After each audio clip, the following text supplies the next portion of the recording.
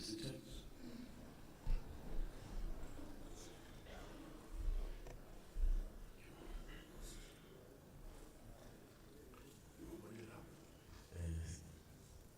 Let's get the official announcements. The Municipal Council extends condolences to families of the two learners from Gauteng who drowned at the North Beach last Sunday while they were here in Durban for a rugby tour. Council members are reminded of the Government Gazette dated the 2nd November 2021, issued by the Minister of Cooperative Governance and Traditional Affairs, pertaining to the determination of the upper limits of salaries, allowances, and benefit of different members of municipal councils for 2020 to 2021. Municipal financial year where a 0% was determined. The above remains applicable, and MEC Cocta has since sent a communication to all municipalities in this regard, cautioning accounting officers and CFOs not to implement any increase in the remuneration level of councillors, and requesting that councillors be reminded of the provision of this notice.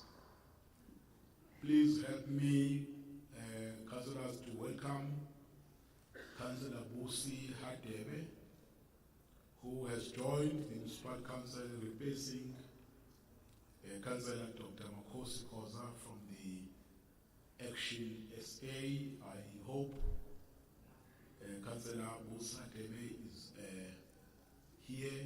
Can I get an indication whether she's around or not? Councillor Busi, you're welcome. You're welcome. Thank you very much. Thank you. You may be seated. Thank you.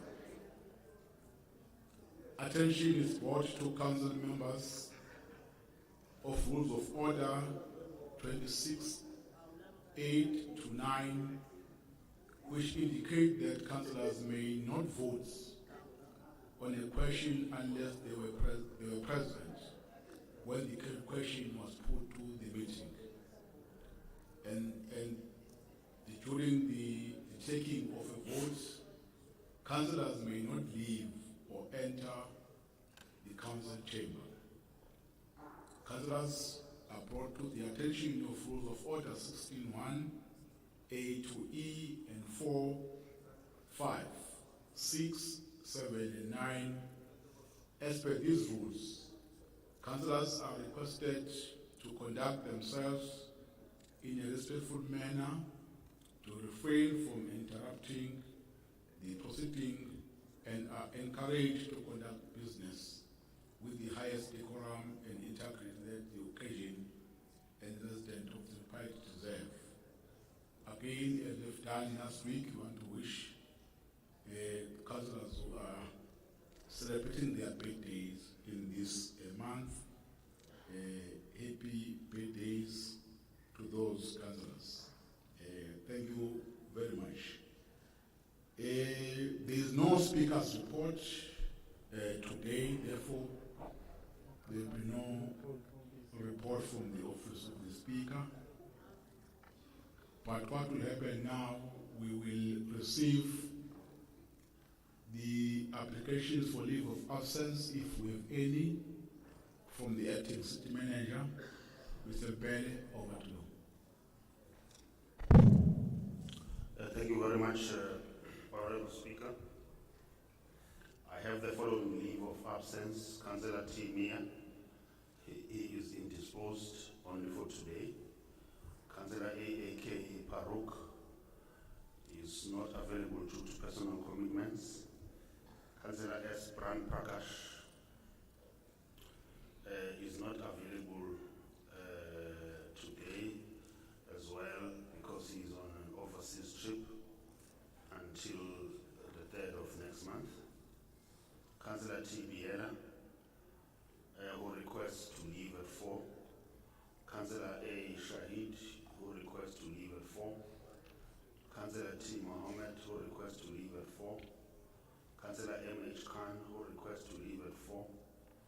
Councillor P. Pillay, who requests to leave at 4:30. Councillor Esma Raj, who requests to leave at 4:30. And Councillor S.R. Moodley, who requests to leave at 4:30.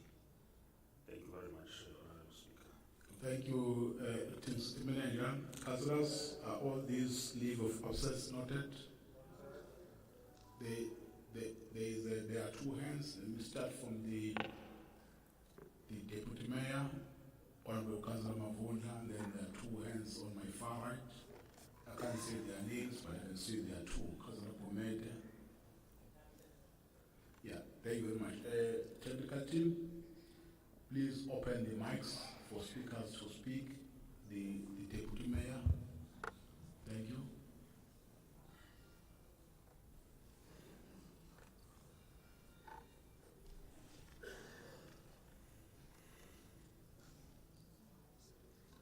Can I have the roving mic if you're struggling to open these mics? In the meantime, then maybe a roving mic. Yes.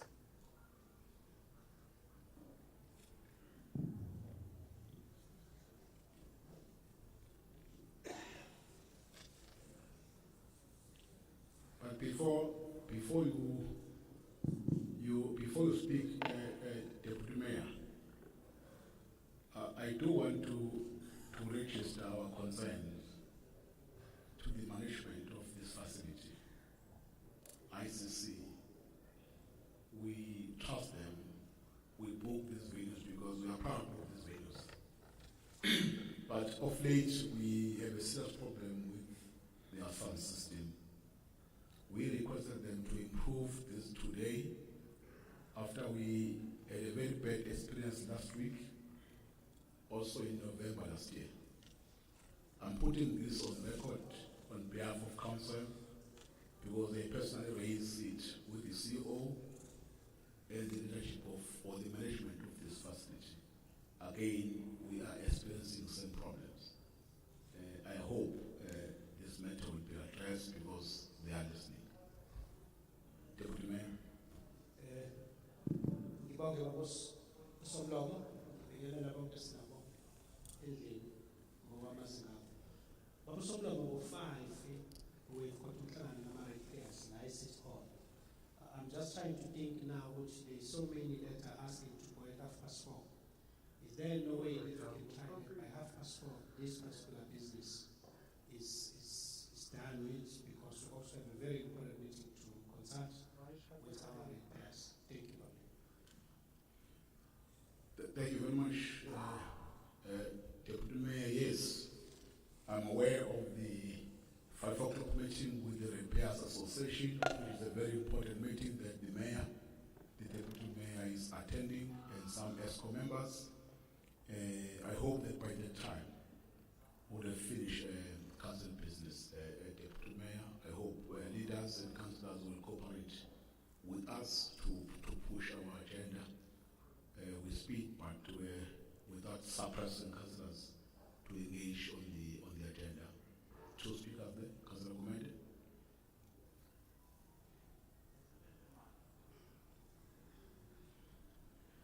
There's no mic. Yeah, we are losing time by not having a mic. Let's.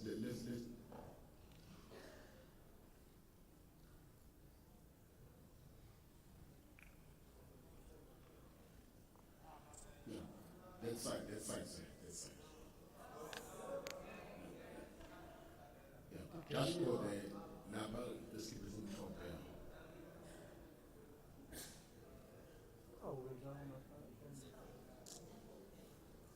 Thank you, Speaker. I just want to do a correction in terms of the leave of absence for Councillor Prakash. Is gonna be absent as from the 20th of this month. Today he is present. Thank you. Thank you, Councillor, for those corrections. They are noted.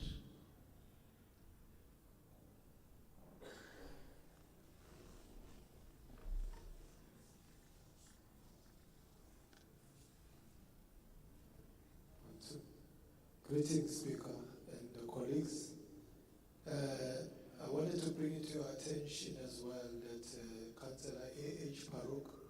He's present today. He requests to leave at 4:30. Thank you. Thank you very much, Councillor Pega. We note that that she would like to leave at 4:30, of which we commit that by 4:30 we would have concluded our agenda. We will now get the declaration of interest. If there is any councillor who want to declare an interest before we deal with the items in our agenda. It looks like there's no hand. Thank you very much. We move to item number 8. Item number 8 is a question in terms of section 27 of the Rules of Order. Then we'll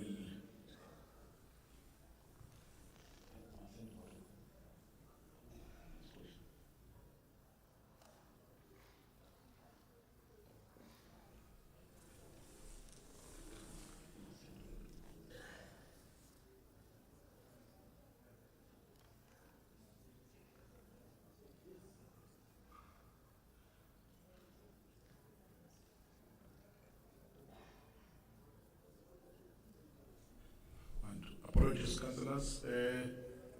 As I've said, we are on item number 8. The question in terms of section 27 of the Rules of Order is a question from Councillor Cavender. Yes, Councillor?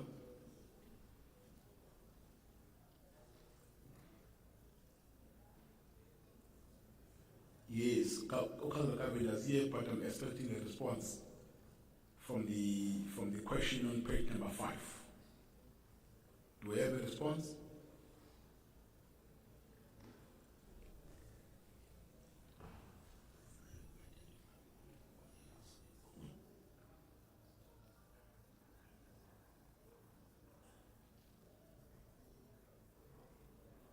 Get an indication of whether do we have a response on question 1.5?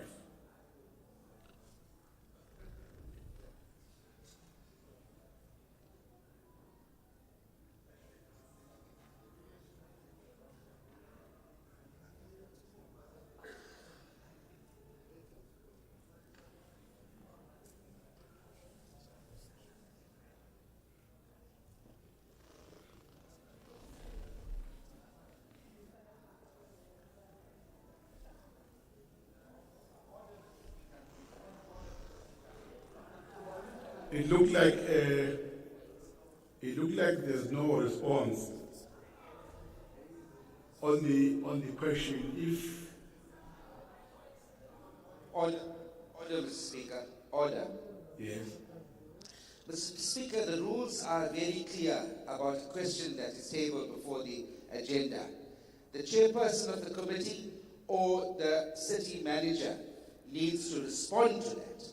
And surely they would have prepared to come out here and respond. We're looking so disorganized there. This is what wastes time of these meetings. Please, Mr. Speaker, let's have some order in this meeting. Let people know what the responsibilities are. yeah, thanks, Councillor Reddy. There's nothing out of order with that. We are quite aware of the procedure. That's why I keep on saying, is there any response from the relevant people? But I can't force them if there's no response at this point in time. Hence, I would suggest that Councillor Mavona.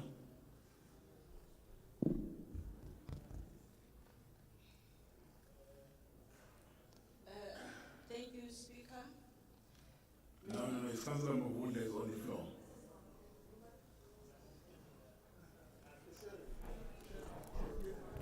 Yes, can I get some people here with roving mics, please? Thank you, Chair. This is a response into Councillor Cavender's questions. Has the city manager commissioned an investigation into the increase of acts of vandalism? If not, why not? That was a question. In answer to that, there is a partnership between SAPS and Metropolis to dismantle a syndicate that is trading in metals that are stripped from cities' infrastructure. This partnership has yielded some positive results, leading to the arrest and successful conviction of perpetrators. Please see table at Annex A. The Inner City Regeneration Program has been resuscitated with a specific focus on enhanced and centralized enforcement, which has acted as a serious deterrent of stripping of cities' infrastructure. Awareness campaigns to the public about the danger and usefulness of reporting the stripping cities' infrastructure are being conceptualized to be communicated through radio and print media. New forms of engineering design have been implemented to protect our infrastructure from vandalism. These include welded steel service panels on the electricity street light poles, and the tenders to safeguard bulk water infrastructure such as reservoir is underway. The SCM process will be concluded by end of June this year. 2. Have the unity heads submitted monthly report to the mayor or the city manager on the number of incidents of vandalism, theft, malicious injury to property? If not, why not? The answer to that, content of the SSA draft report with typical incident has been provided to the office of the mayor, though at this stage more information is needed to finalize this report. 3. Is a case registered or an incident report filed with SAPS each time an incident of vandalism, theft, or malicious damage to property is noted by or reported to the response? If not, why not? The approach was to address this through SSA, hence it was not reported to SAPS. 4th question. For the period July 2021 to February 2022, the following statistics are required. 4.1. How many pump stations have been vandalized? The answers, the first one, Malapa Tower DB, Lotus Park, Makapeni 2, NR5 multiple instances, NR7, 8 affluent rest, Church 1 poster, 2 off, Waterloo rest, Mfume, Garden Lodge, Lewis Drive, Church 2, E1. How many pumps have been stolen? The answer is none. How many substations have been vandalized, stripped, or burned? 15 of them. How many kilometers of cable have been stolen? Plus minus 120 kilometers of cable stolen. 4.5. How many street light poles have been vandalized? Plus minus 40,000 street light poles vandalized per section. 4.6. How many street light poles have been stolen? Plus minus 40,000 street light poles. 4.7. How many air valves have been vandalized? 29 air valves have been stolen, 17 being recirculation lines and 12 being bulk lines. Question 4.8. How many reservoirs have been vandalized? Again, we've got them in terms of names and numbers. Those are Malapa Power Tower DB, Lotus Park, Makapeni 2, NR5, inlet control, there was 2 off on that one. NR7, inlet control, again, there was 2 there. 8 affluent rest, Charles Booster, there were 2 off. Waterloo rest, Mfume, Garden Lodge inlet, 2 off. Lewis Drive, Church 2, E1. St. Thomas inlet, 4 off. And High Zone, 1 of that. Northridge rest, 3 off. Ridge and inlet, 2 off. High Zone, 1 off. Curry Road rest, 3 off. Bear Bridge rest inlet, 4 off. Cane Lake, 2 off. Next question. How many water meters have been vandalized and how many stolen? They are totaling to 216. Are there any other assets not listed above which have been vandalized? Can they list them? The answer is control and instrument for telemetry units. What's the total loss or damage suffered by Airtel municipality in rands with regards to 4.1 to 4.10 above?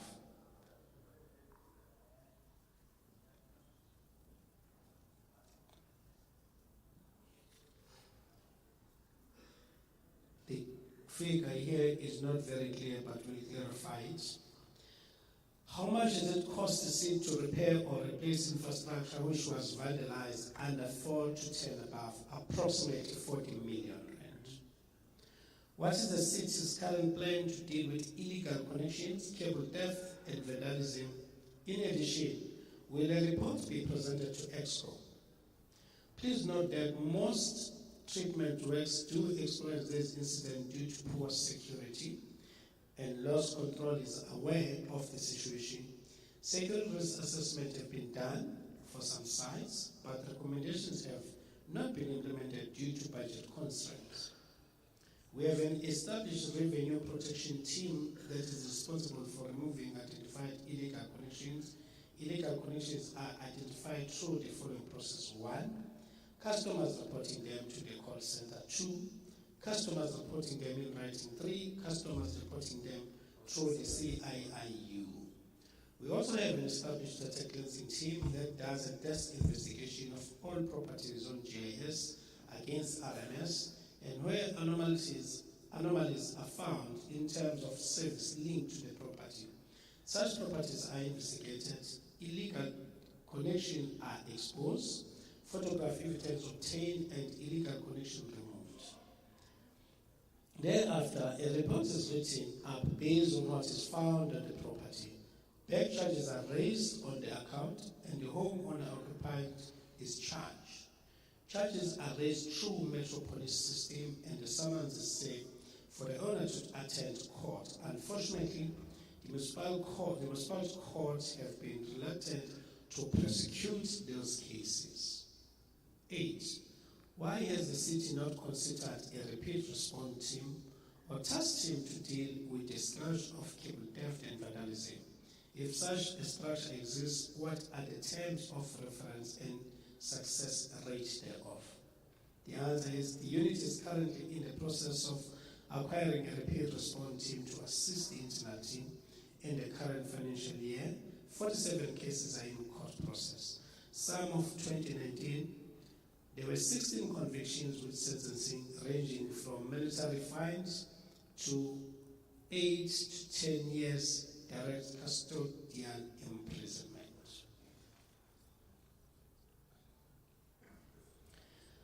The annexure A that we mentioned earlier, cable stock infrastructure theft status update current financial year. Arrest has been 65, number of convictions 16, sentence monetary fines 47 of. Those are the answers Baba Osomlonga Kate Ebuzwe, Honorable Councillor Ukaveta. Thank you. Thank you, Councillor Mavula. I see a hand, Councillor Kavena. Thanks, Chair. There was one question that Councillor Mavunda was unable to read. Please, can I have the answer to that? Although I don't hear you well, maybe it would have been better if you are being specific. Which question so that we all check? Chair, it's question 6, the one in response to the total damages. Sorry, question 5. Okay, thank you for the clarification. Let's respond to that question, Mavunda, and move on.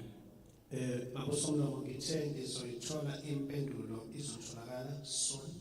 My problem is the number don't make sense. It's got R324,000, so something it's not making sense. I just want to get that so I can respond. I do understand the question. Okay, thank you very much, Councillor Mavunda. Councillor Kavena, the response will be provided as soon as Councillor Mavunda and his team they are ready. Councillors will now move to item number 9 on the reports. Yeah, these are reports from the executive. I will now humbly request His Worship Mayor, Mr. Kaunda, to present the reports. Mr. Speaker. There is a hand. Thank Yes. Thank you, Mr. Speaker. I beg your indulgence. Perhaps we can get some direction on the executive report, the second report of the executive committee. There was, at the last council meeting, we stopped at item 1.6 on page 16.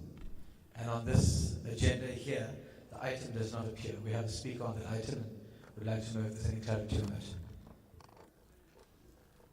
Although I don't have a copy of the last council agenda, I think all the items that were not discussed in the council that could not finish its business are contained in the agenda today. And I do have a list of speakers here that has been submitted from parties as per the council agenda for this meeting. I hope that item will also be covered.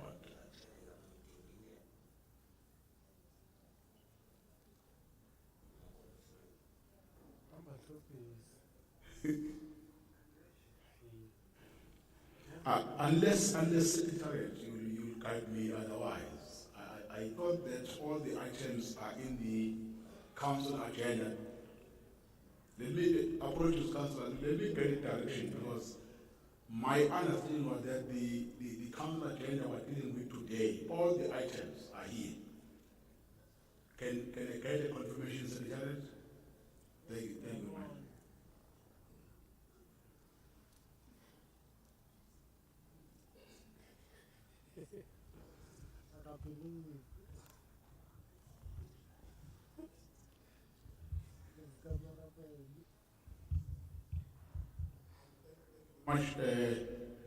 Let me allow the mayor first to table the executive report, then I will check hands after that. His Worship. Thank you, Honorable Speaker. Amakosi asendlunkulu, amalungu executive, amakhansela wonke nomphakathi osilandelayo. Ngifisa ukwethula umbiko wesibili wesigungu esiphezulu sikamasipala waseThekwini. Ngiyabonga. City Manager.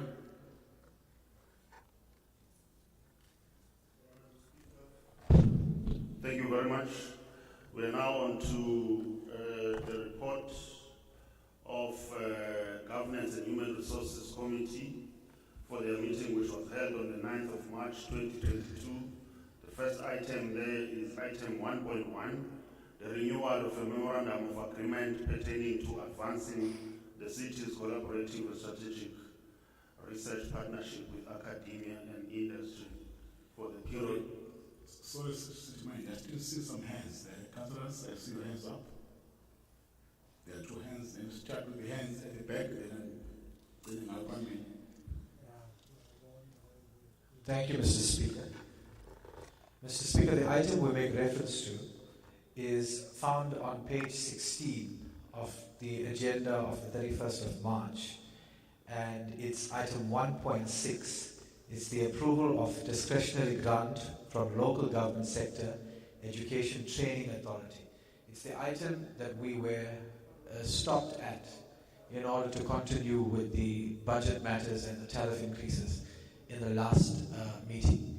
And we had not voted or debated on that matter, and that matter does not appear on this month's this agenda. Maybe the meeting would remind me, but if my memory serves me well, we dealt with this item.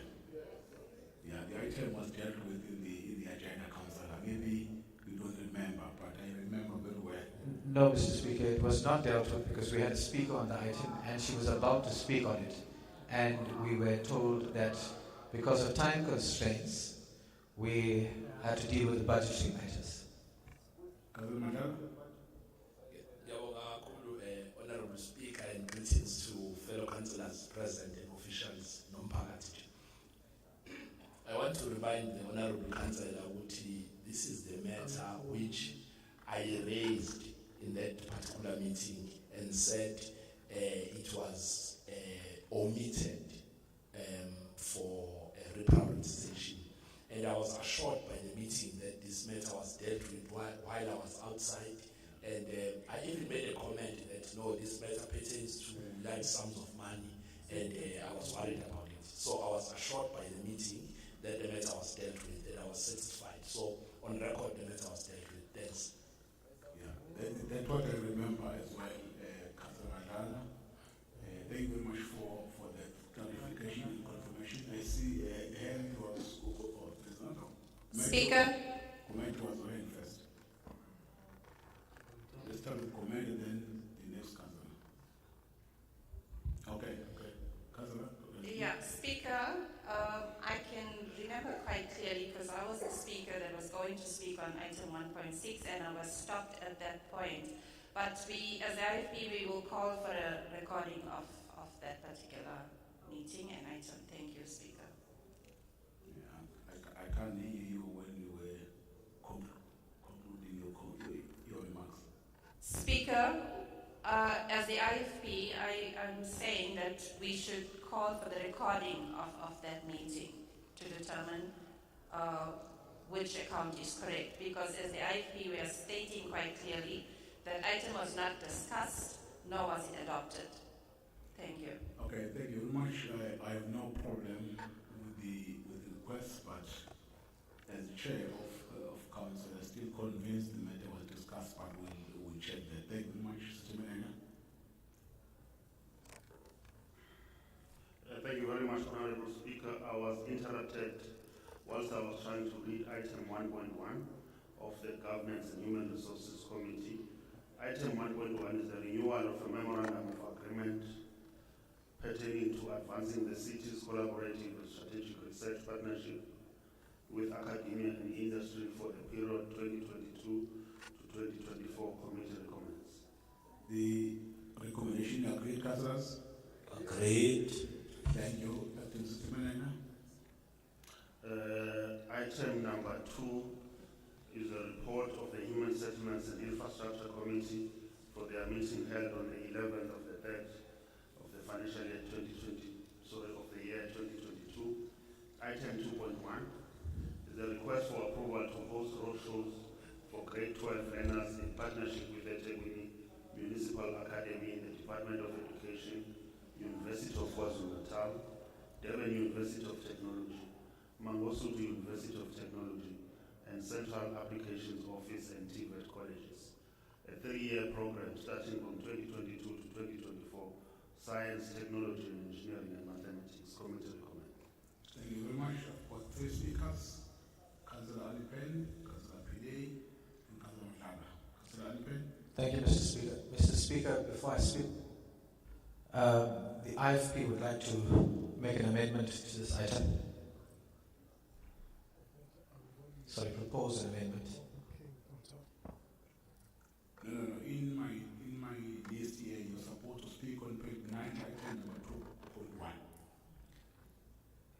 2.1. Yeah, we would like to propose an amendment to this, Mr. Speaker. An amendment in the report to the recommendation. That's right, Mr. Speaker. Oh, okay. Well, let me listen your amendment.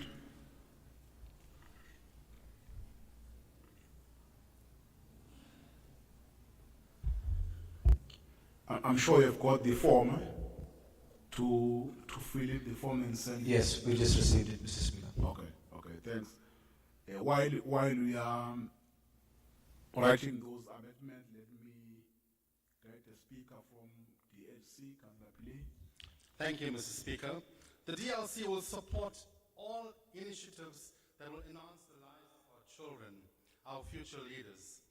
The DLC supports the partnership the city will have with the respective stakeholders in terms of empowering our grade 12 learners in respect of opportunities they have in pursuing their careers within the science sector and technology sectors. Mr. Speaker, it is also a given fact that whilst these opportunities exist, many of our children and their parents are not aware of how to engage with the respective institutions when making an application to study. This roadshow initiative will develop, empower, and pave the way in the right direction for our children in furthering their studies. Mr. Speaker, the DLC calls on the Mayor to also consider these roadshows in schools with quintile 4 and 5 rankings as well.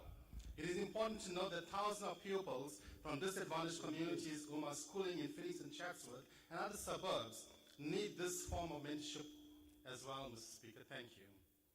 Thank you very much. The last speaker on the item is Councillor Madlala, Honorable Madlala. Siyabonga kakhulu mhlali ngaphambili. Njengombutho ka-African National Congress siyaleseka kakhulu le report. Sijabula kakhulu ukuthi sizoba nalobudlelwane nezikhungo zemfundo ephakeme. Ngenxa yokuthi uma ungase ubheke uhla lwamakhono antulekayo ngokwamasipala uzothola ukuthi ubuchwepheshe kanjalo nezobunjiniyela kwaamanye alawo makhono antulekayo. Futhi uma ubheka ezikoleni zakithi ikakhulukazi lezi izikole ezintulayo izingane zakithi ngenxa yomlando kwesiphuma kuwona aziwathathi kakhulu lamakhono amayelana nezokubala lokuthiwa i-mathematics kanjalo nezescience.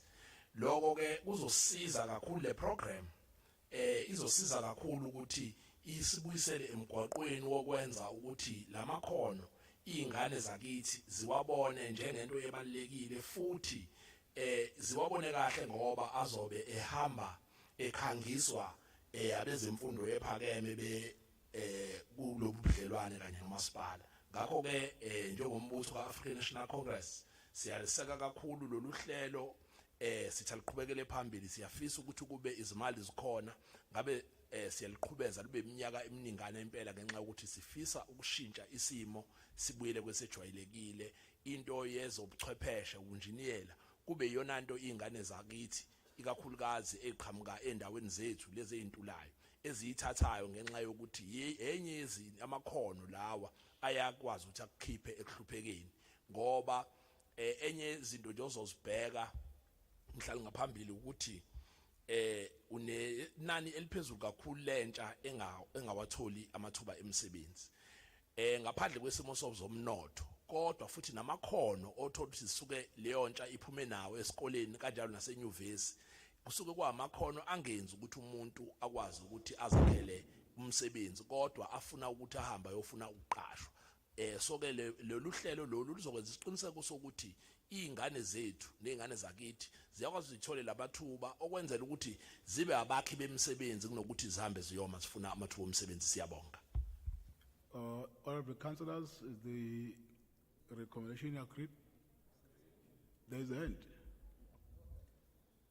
Oh, sorry. I was still, apologies, councillors. I was still waiting for the amendments. Sorry about that.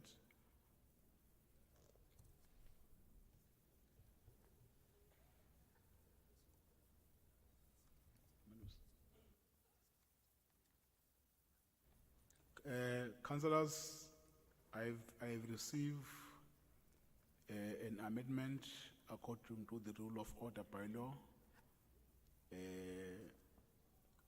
on item 2.1, page 9, which read as follows. The following be included to the recommendation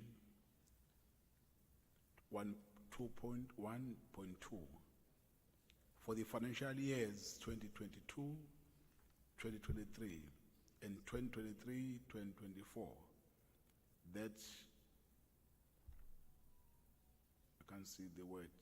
I only see 4 and 5 school from previously disadvantaged background be included in the financial years 2024-2025. These schools will be submitted to the Human Settlement and Infrastructure Committee for financial year approval. Yeah, there are a lot of abbreviations here. I can see some of the amendment. I'm not sure whether councillors to get the gist of the amendments. or the amendment is not clear, or For I request the councillor to read his handwriting because I can't see some of the words. Thank you, Mr. Speaker. For clarity, may I please read it? The amendment is for item 2.1, recommendation 2.1.2. The recommendation is for the financial years 2022-2023, 2023-2024, that quintile 4 and 5 schools from previously disadvantaged backgrounds will be included in the financial year 2024 and 2025. These schools, in addition, will be submitted to Human Settlements and Infrastructure Committee for final approval. Basically, what we're saying here, Mr. Speaker, is that in the last financial year of this program, quintile 4 and 5 schools should be included in the program as well. Point of order, Mr. Speaker. Yes, Councillor Reid. Mr. Speaker, I draw Council's attention to Rule of Order 20, subsection 9, and I wish to read it for the purposes of the previous speaker. It says, where any amendment which will have the effect of increasing expenditure or reducing the income of council, it must take the form of a reference back to the relevant committee. From what is being presented, I think it will have, by introducing quintile 4 and 5, I don't have a problem with that. I actually support it, but procedurally, the amendment should read that this matter should be a reference back to the committee. Thank you, Mr. Speaker. Thank you. There is a hand that side. Thank you, Mr. Speaker. I'm not sure what the previous speaker had heard, but my amendment had no reference to any increase in the budget. It just asked for the addition of quintile 4 and 5 schools. You'll notice that in that particular financial year, there is an increase in the budget allocation for that year. So there is no need for us to ask for an additional budget. There is an increased budget. We just are requesting that quintile 4 and 5 schools be included in that financial year. The head legal want to assist council in understanding what is being submitted. Mr. Mhlongo.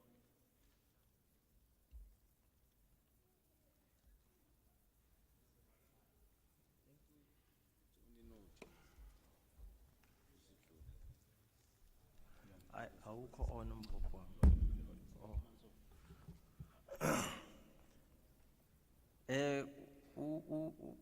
Councillor Reddy made reference to Rule 29. Any amendments which have the effect of increasing expenditure or reducing the income of council must take the form of a reference back to the relevant committee.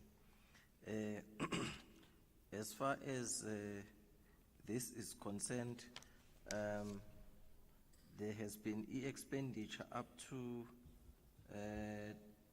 23, 24, and 24, 20, which are financial implications, and the amendments is talking into those outliers, which are 23, 24, and 24, 25, if my understanding is correct.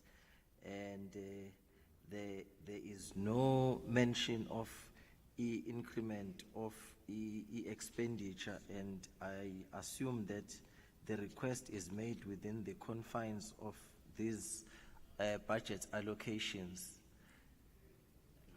So if that is the case, then the objection cannot be sustained. Thank you. Councillor Mandlala and Councillor Mkhize. Yeah, no, thank you very much. Order. Yeah, no, thank you very much, Honorable Speaker. I think Councillor Mkhize was going to clarify this point that at committee level, they had agreed to what is being proposed, so that it does not reflect here as an IFP proposal per se, but as a reminder of. As a reminder, no, I'm not saying this in a bad way. I'm saying that at committee level, they agreed on what is being proposed here. May I appeal, councillors, that you allow Mandlala time to speak, because the more you are making noise, I can't hear him what he's saying. It makes things difficult for me to direct the meeting. Please, order, councillors. Speak. No, I was not saying this in a bad way towards our colleagues in the IFP, but I was simply explaining that there was an omission here in terms of what was brought to council, that at committee level, such proposals were made and they were agreed upon. And therefore, it would be unfair for us here at council to disagree with what has been approved at council. So with that, as the ANC, we will support what is being proposed. Thank you. Thank you. Councillor Mkhize. Asibonge Somlomo. Njengoba beseshilo uKhansela uMadlala, committee we discussed this matter at length, and we said that the previously at disadvantaged schools must be funded and supported by our own municipality on this on the programs of this nature.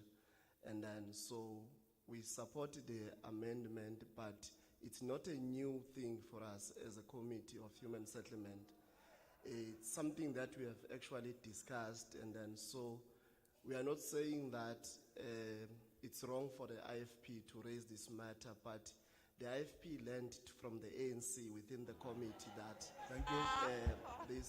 This amendment. Point of order, Mr. Speaker. Must amend this stuff.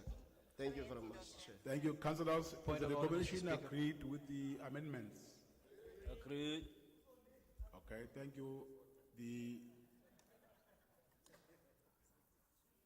Okay, let me give you, Councillor Annepen, a chance to. No, thank you, Chair. You started the vote. I'm fine. Thank you. Yeah. Are you covered? Is the commission agreed with the amendments? Agreed. Thank you, City Manager. Thank you, Speaker. Item number 2.2, request for approval to host the dress-up outreach program for grade 7 learners in primary schools, a 3-year program from 2022 to 2024. Science, Technology, Engineering and Mathematics Committee recommend. I've got Speaker Councillor Annepen and Councillor Siswaga. Honorable Annepen. Thank you, Mr. Speaker. Mr. Speaker, this is indeed a praiseworthy initiative. Having spent several years in the classroom as a primary school educator myself, I can identify with the need to host such programs. Grade 7 learners are most impressionable insofar as their career pathing is concerned. As they complete their primary school tenure and embark on their high school pilgrimage, these learners make critical subject choices that will impact on the kinds of disciplines that they will pursue as undergrad studies. Hence, having these programs will enable students to identify their strength subjects, ultimately contributing to the kinds of careers they will choose. These projects will certainly influence their decisions. However, Mr. Speaker, we cannot overemphasize the need to ensure that these programs are undertaken and carried out in a fair and equitable manner, ensuring that learners from within all communities and from all demographics are given equal opportunity to participate in these programs. This means that all areas, including areas such as Phoenix, Chatsworth, Verulam, Tongaat, and other former minority communities, are considered when these programs are rolled out. As a city, we have a responsibility to ensure that the central theme of our activities are the aspects of social cohesion, nation building, and unity in diversity. The IFP has no reservation in supporting this program and hopes that our recommendation will be considered when these projects are rolled out. The IFP will support this item. Thank you, Mr. Speaker. Thank you very much. Councillor Swaga. Yes, we are in the speaker in this item. I'm sure your mic is working. Can I have a roving mic, please? There is Councillor Swaga on my far right.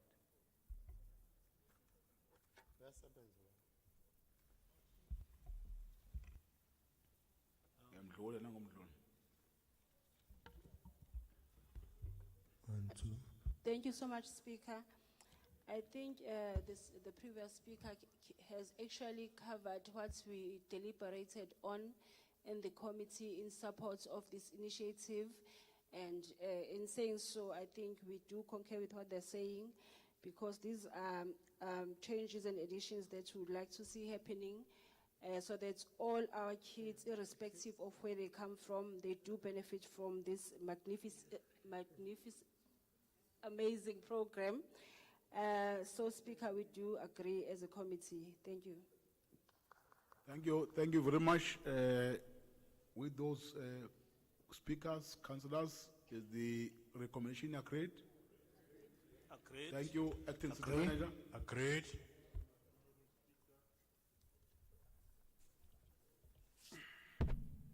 Thank you very much, Honorable Speaker. Item number 2.2, a request for 2.3 rather, a request for approval to host early childhood development program in partnership with the Tegwini Municipal Academy, the Department of Education and Care for Education, a 3-year program from 2022 to 2024. Committee recommends. Thank you very much. I have 3 speakers, Councillor J. Naidu, Councillor Said, and Councillor Siswaga. Councillor Naidu. Thank you, Speaker. Honorable Speaker, more than half of South Africa's children live in poverty.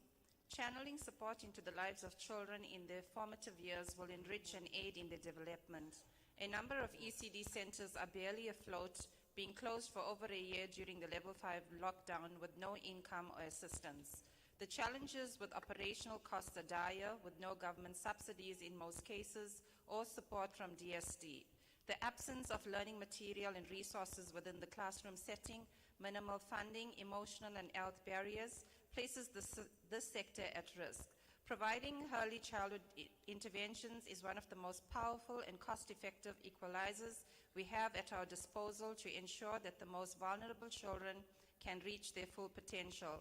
In supporting this recommendation, the IFP calls on the Council to do more in reaching more communities, including minority communities, where many of these centers are situated in previously disadvantaged areas. The Council must look at more initiatives such as this. Speaker, I hand with a quote from UNESCO.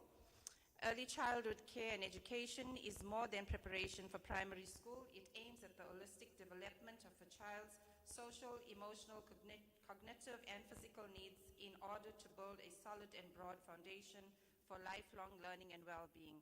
It has the possibility to nurture caring, capable, and responsible future.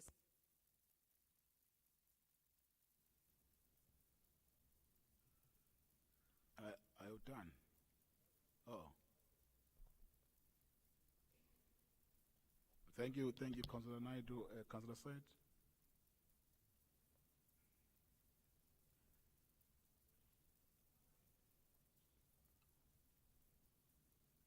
The problem is the mic, you are not yet done. Okay, thanks.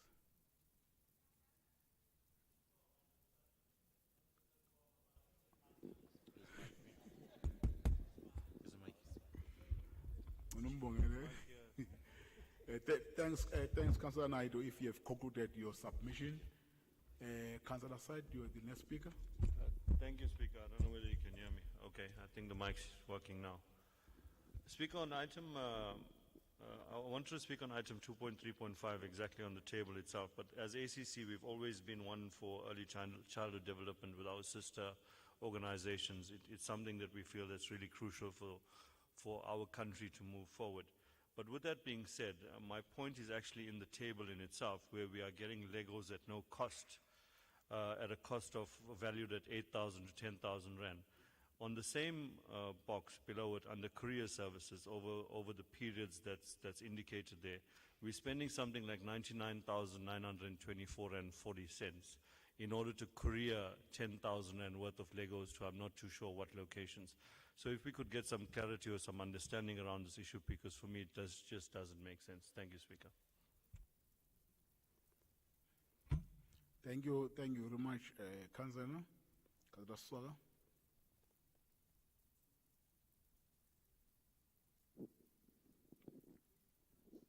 Thank you, Speaker. It is indeed encouraging that when we have discussions in our committees, councillors will be listening, because you can see from their contributions that they're actually repeating what we've already discussed in the committee.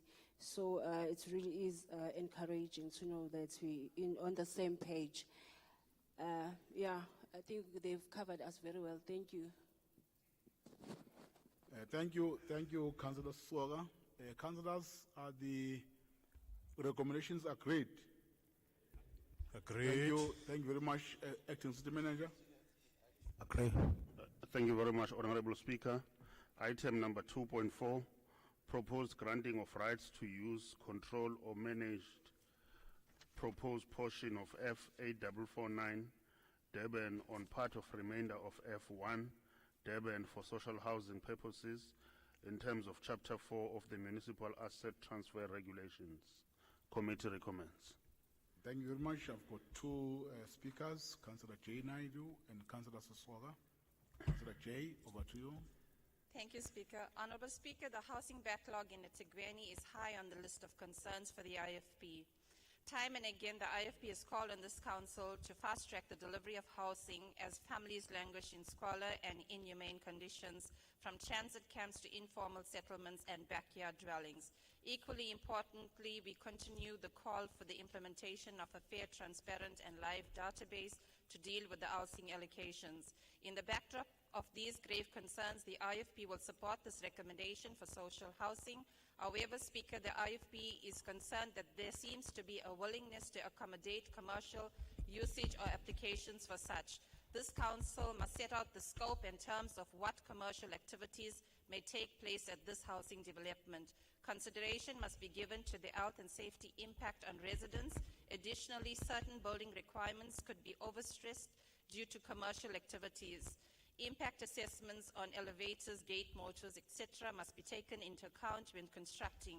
Honorable Speaker, the IFP believes that social housing should be developed for those who are absolutely desperate and have no means of income.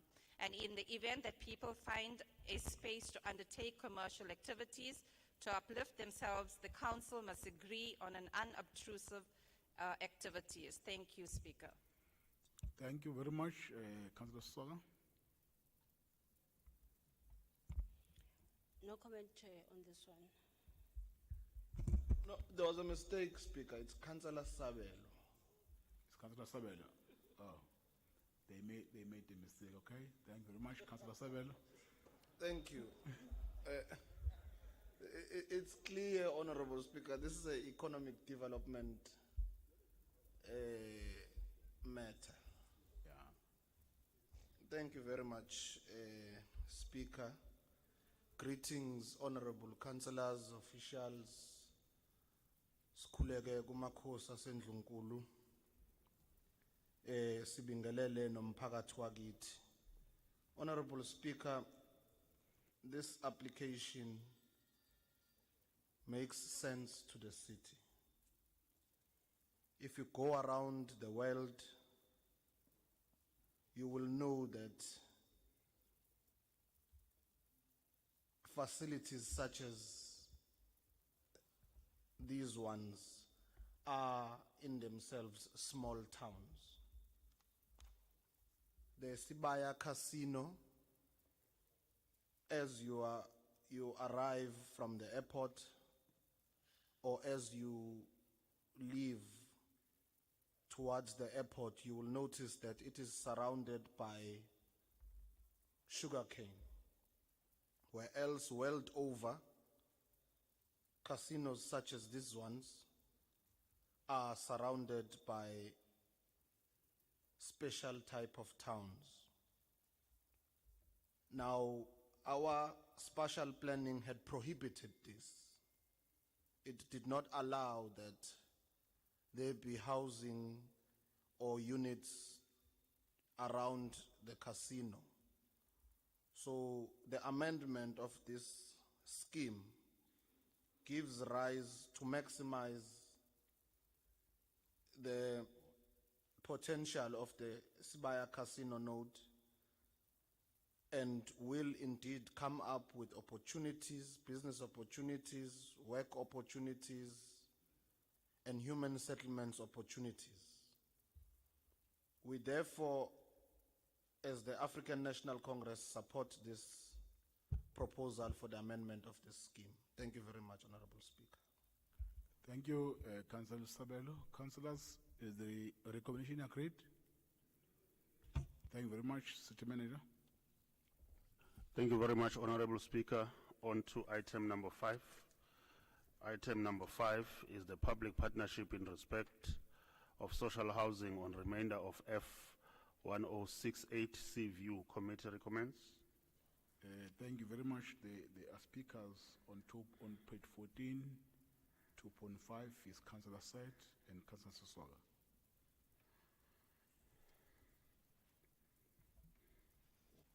Thank you, Speaker. I don't know. I think maybe I'm a bit slow. 3.2 hectares is 32,000 square meters, and the market value is 15,000 rand. So I'm not sure whether that's a typo or whether it's 46 cents a square meter. That's what we're looking for in terms of a lease. So if I can get some clarity on that. And I know that the ANC is going to come back and say that I'm part of Human Settlements and Infrastructure Committee, but unfortunately on that date I was not there. So I'm just asking for clarity on that issue. Thank you, Speaker. Okay. Councillor Sosoga. Thank you, Speaker. I think it is a statutory requirement that if we're going to be leasing a land that is of the value that is above 10 million, we need to take it to public participation. And the land that we're alluding to here is valued at 14 million. That is why then we require that this be taken to public participation. But with regards to the question of the value there, I am not too sure because I'm only seeing this amount, the 15,000 for the first time. Thank you, Speaker. Thank you very much, Councillor Sosoga. Speaker? There's who's that? Speaker? Yes. So with that, Speaker, I think if we can't get clarity on the issue of the 15,000, then I recommend that we refer this issue back to the committee. Thank you, Chair. Councillors, is the recommendation agreed? Okay, there's a hand. Councillor Clem. Speaker, good afternoon to everybody. I think the question that Councillor Syed is asking, I think it's Councillor Syed, is important because I don't think it's reasonable, and we support this item, but I think the clarity on the fifth market value of 15,000 rand for 3.2 hectare property is important. Before we agree to it or refer it back to committee, is there not somebody here who can provide that clarity? I know that the DCMs all attend council. It is either a typo or there's a reasonable explanation for what's happening here. And I think that's important just to get clarity on that. We'd also like that explanation. Thanks. I see other hands. Councillor Mkhize, Councillor Madlala. Thank you very much, Speaker. From Councillor's side, we support the reference back to the committee. I think it was an oversight, Comrade Speaker, and we apologize on that one. And then, so I would like to suggest that let us not get any further explanation on the matter. Let us refer it to the committee because at the end of the day, it will come back to the full council for discussion after we have corrected some minor mistakes that we are picking up just now. Thank you very much, Chair. Okay, thank you, Madlala. Agreed. No, I'm covered by the Deputy Chair of the committee. Councillors, there's a suggestion that this item be referred back to committee. Is the proposal supported? Agreed. Supported. Thank you very much, City Manager. Item number 2.6, proposed alienation of property portion 8, proposed alienation on portion 8 of F5015, Durban, in extent of approximately 579 square meters as depicted on a hand plan number SJ4755/9. Committee recommends. Councillors, is the recommendation agreed? Agreed. Thank you, No, City Speaker, Manager. it's not agreed. Speaker, it's not agreed. Item. Speaker? Yes, Councillor. It's not agreed. We don't agree to the item. We'd like to vote against it. Come again? We'd like to vote against the item, please. Or you are voting against item number 2.6? 2.6. 2.6 on page 14. Yes, please. Okay. Thank Okay. you. Okay, thanks. Speaker, Speaker. please note the IFP as well. I see there are two hands. Come, Councillor Commander. IFP is voting against as well. Thank you. Thanks. Can I get? Mr. Speaker, ADEC will be voting against. Sorry. Councillors, sorry. Can I get an indication of those who are supporting the item? Those who are in support of the item? Let's give the team to count. Councillors, we are only raising hands. Please, councillors, keep quiet. Don't make noise. Let's just vote by hands. Thank you. Okay, can we have numbers on the screen, Secretariat? We need numbers on the screen, please.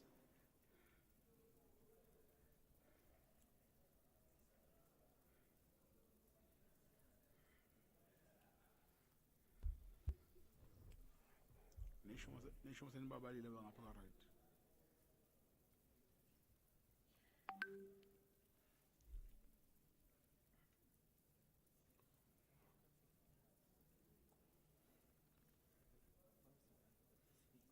Yeah, councillors, I suggest you just raise hands, not boat, because no.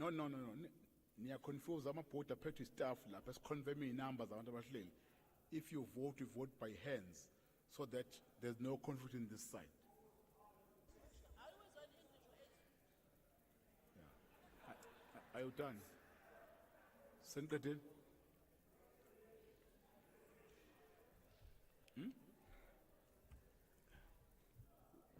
But let us off. Kajan, he is over. 1, 2.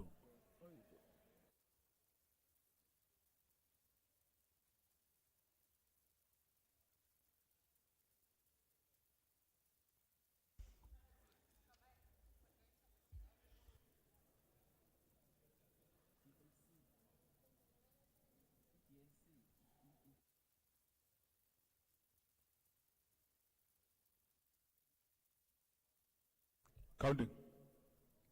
Yeah, okay, let me get those who are against the item. Those who are not in support of the item. Speaker.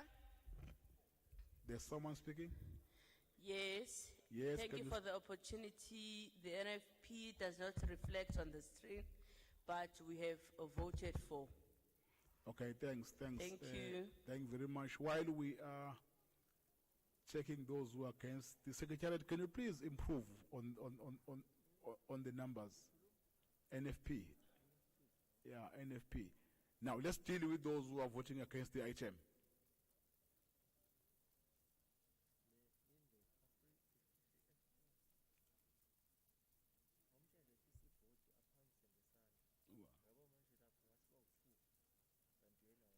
Yeah, let me get an indication there. There are two hands, right? There are two boards. Who's voting there? Okay, yes, I can see now. There's a hand voting against there.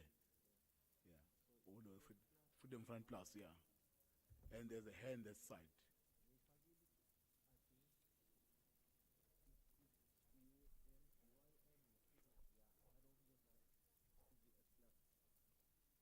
Mr. Speaker, on this item, why was there no debate allowed?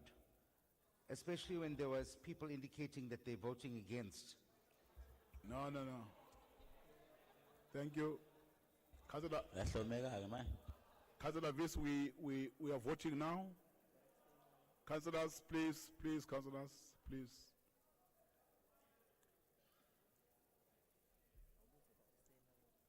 Now we are done with those who are not supporting the item.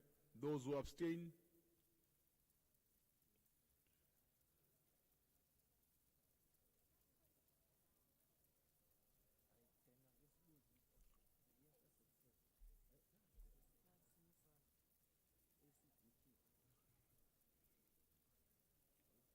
Yeah, there's a hand, ACC and ACTP there. ACC? ACC abstains. They abstain. Bomong. Say the right name. So let's tell the members secretariat.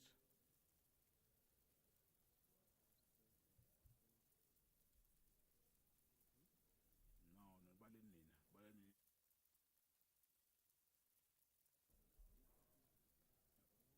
Brilliant.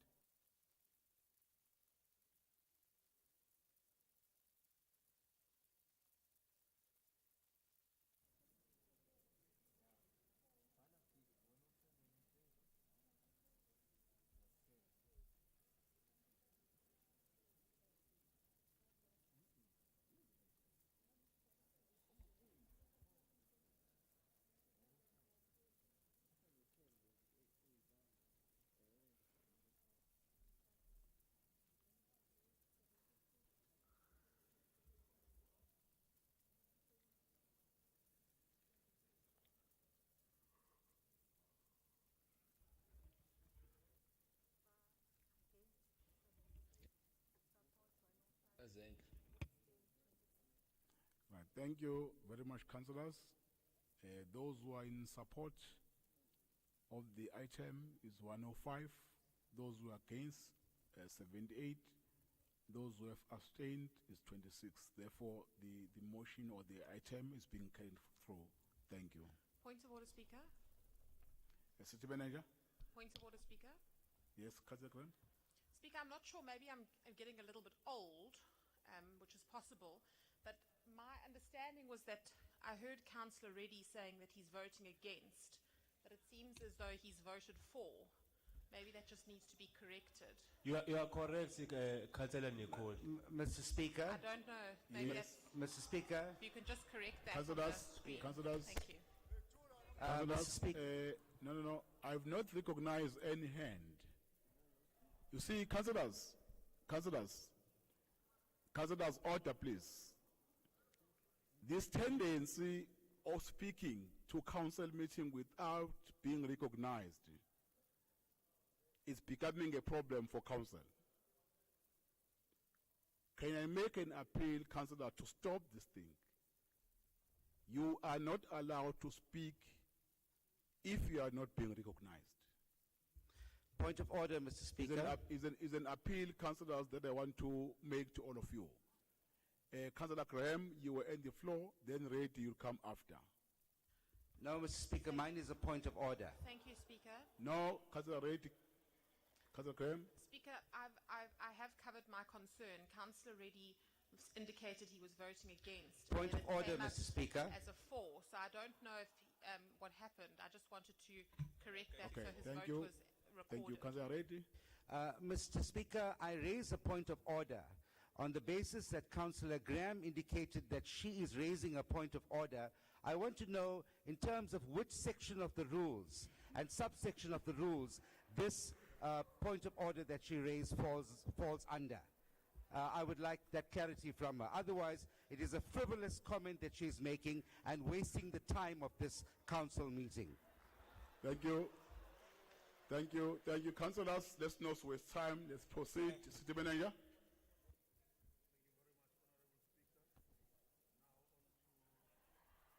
You're really getting old. Okay.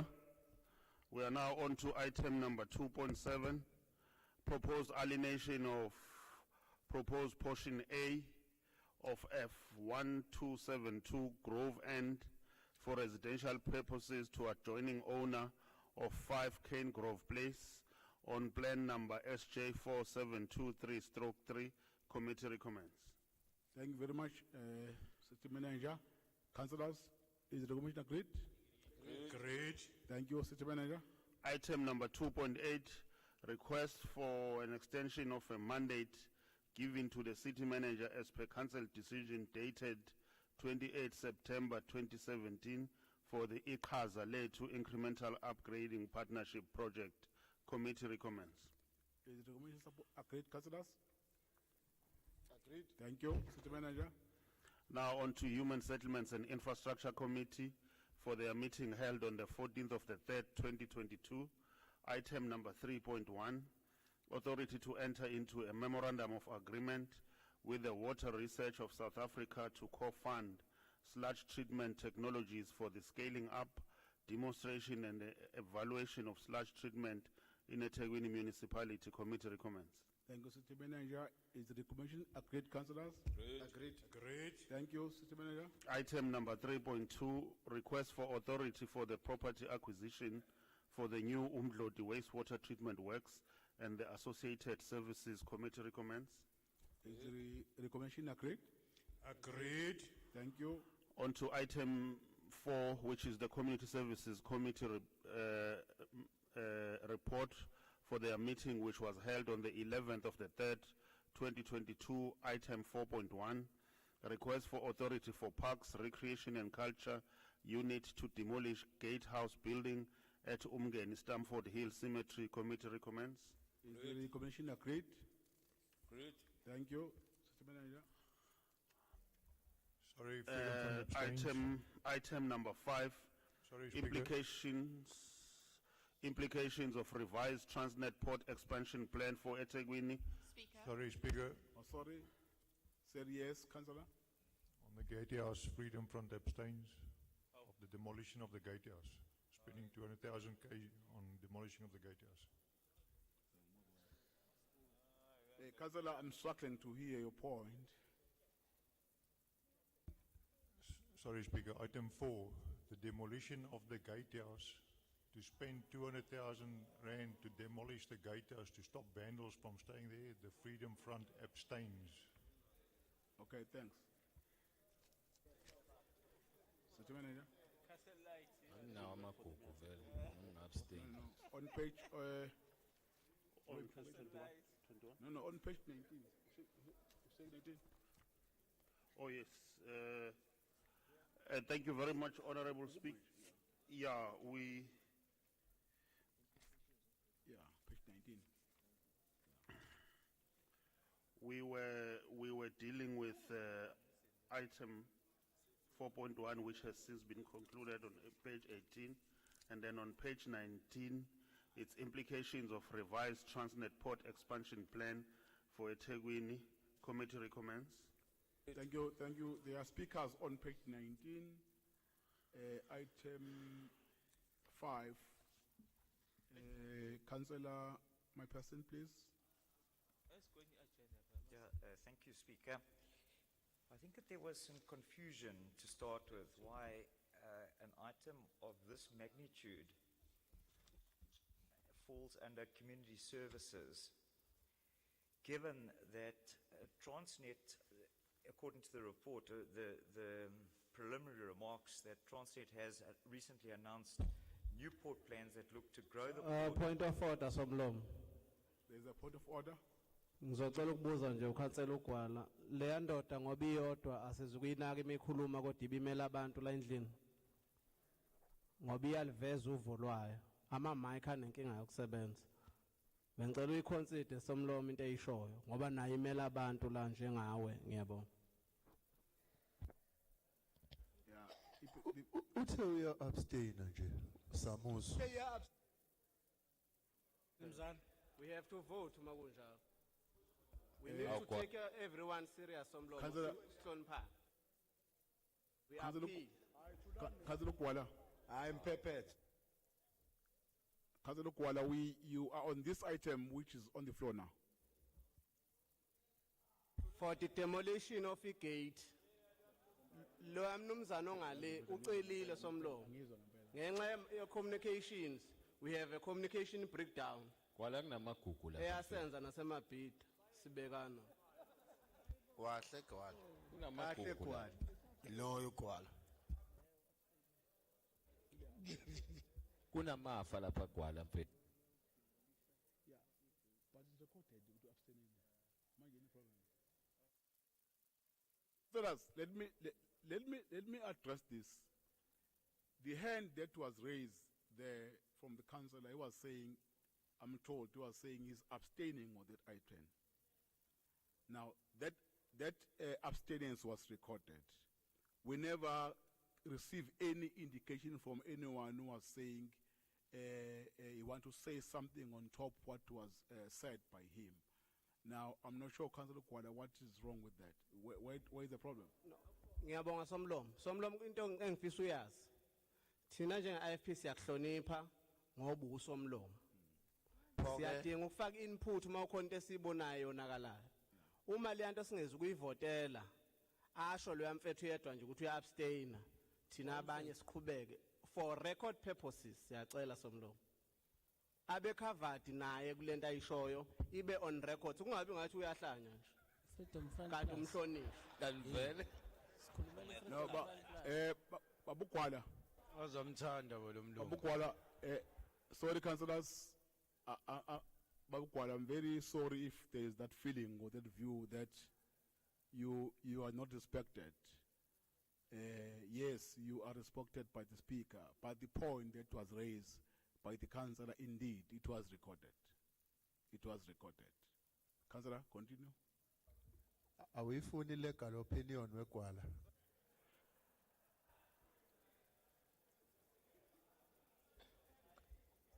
Continue, Councillor. Order, please. Okay, so just to recap, an item of this magnitude, where the lead-up says that the port plans to grow its current operation by more than 4 times, we assume means we are talking about hundreds of millions, most likely billions, on the back of the dig-out port, which was widely reported 10 or 15 years ago and never came to fruition. And we're uncertain why this is under community services and not under economic development.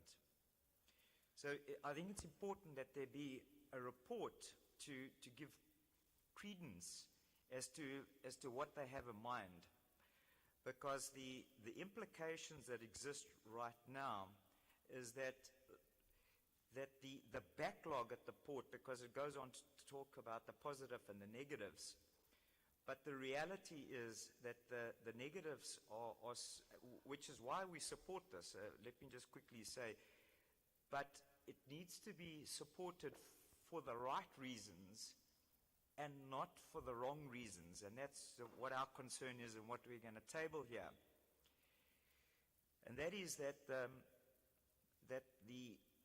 port currently, the backlog that exists with the road infrastructure, you can't develop a port or expand a port 4 times the size without the necessary infrastructure being there, and the infrastructure being the road network that is unable to cope with the current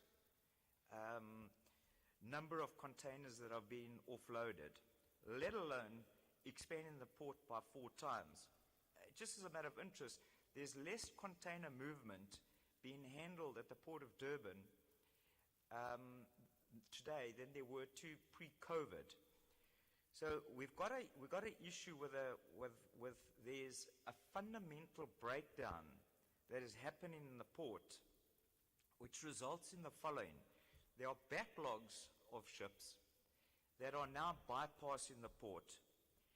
And that in itself, every ship that passes past the port means that we are economically deprived. We're economically deprived of cargo being handled. We're economically deprived of crew members getting off and spending their money in the port. But here's the thing. Under recommendation, it says that a political oversight committee be set up to oversee eThekwini municipality's responsibility and involvement. Who will that political oversight committee report to? I mean, that's an important point. Surely not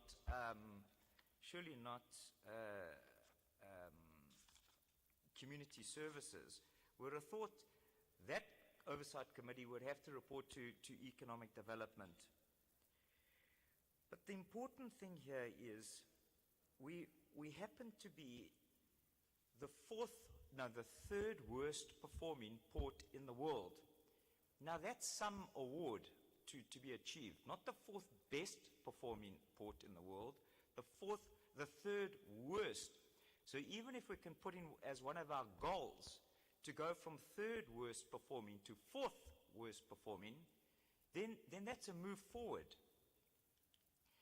But in our debtors book, it turns out that Portnet 2 years ago owed us something like 22 million. As of today, Portnet owe us just short of 90 million. So in other words, you've got an underperforming port, you've got road infrastructure that is incapable of managing the current loads, you've got vessels skipping past Durban because of our poor performance. And we've got debt which they're not paying. So surely, under the recommendations, if we're going to lobby for a position of ex officio basis of the board yet to be established, surely those are the type of things that we should be going, not just to talk about further port development. It's about recovering income, about creating better infrastructure. It's about getting involved for the right reasons, and that's what's missing here. And who, as I say, that committee, that oversight committee, I hope it's multi-party as well, has to report to the right committee. And it should be economic development.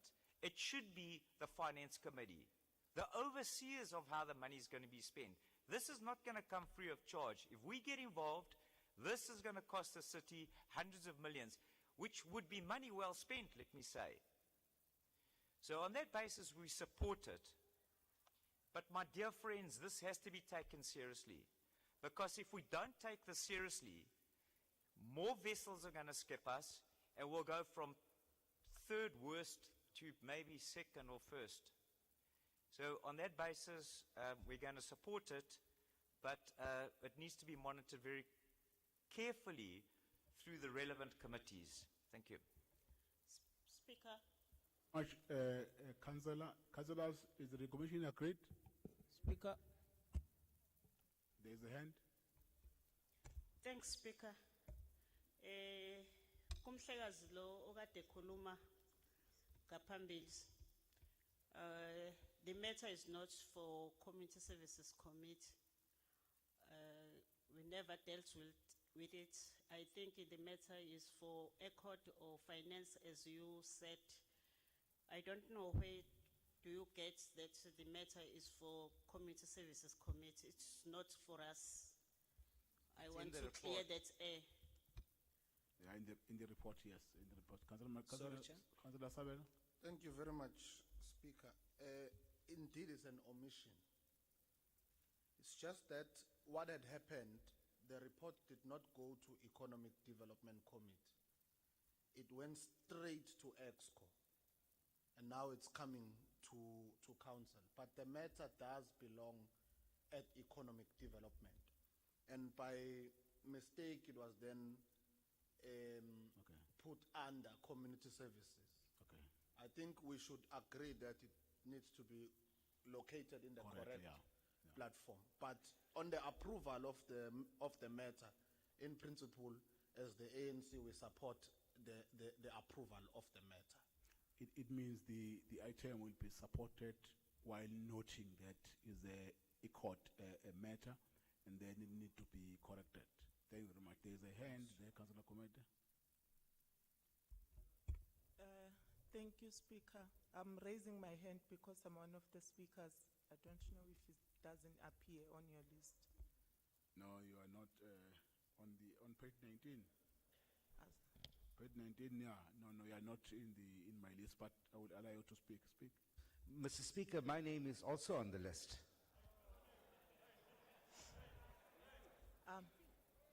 Councillor Komete. Thank you, Mr. Speaker.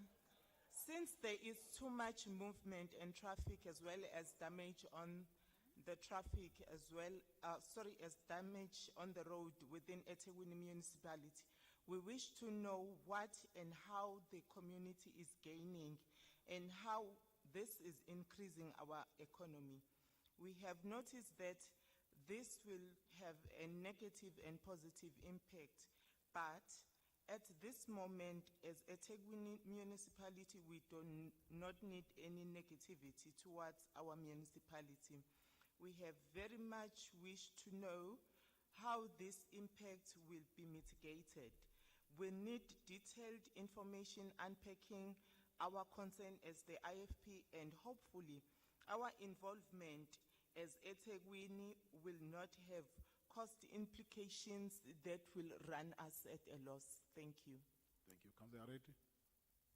Mr. Speaker, ADEC welcomes the report in respect of the expansion of the port. We believe it is critical, it is key to the development of Durban and for the creation of jobs and stimulate the economy.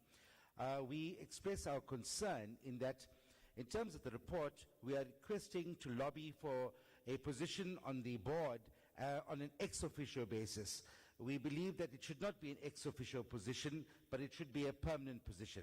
And finally, the issue raised about this being a matter coming from community services, it's a serious matter. It requires an investigation through the administration to find out how such an oversight could have happened, where a matter which was not supposed to appear before community services gets debated there and comes through EXCO through that committee. That is a serious matter, Mr. Speaker, and it requires some form of investigation. I thank you.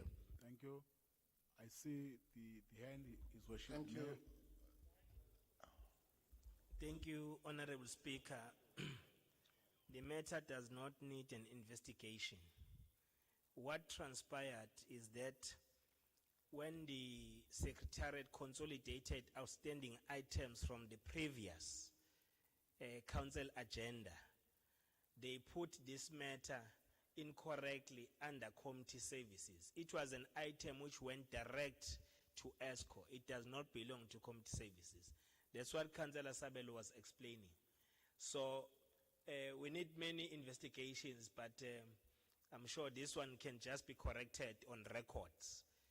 That as ESCO, we deliberated on this matter as a single matter that came to us directly from the officials, which did not go through the Standing Committee of Economic Development. Thank you. Mr. Speaker.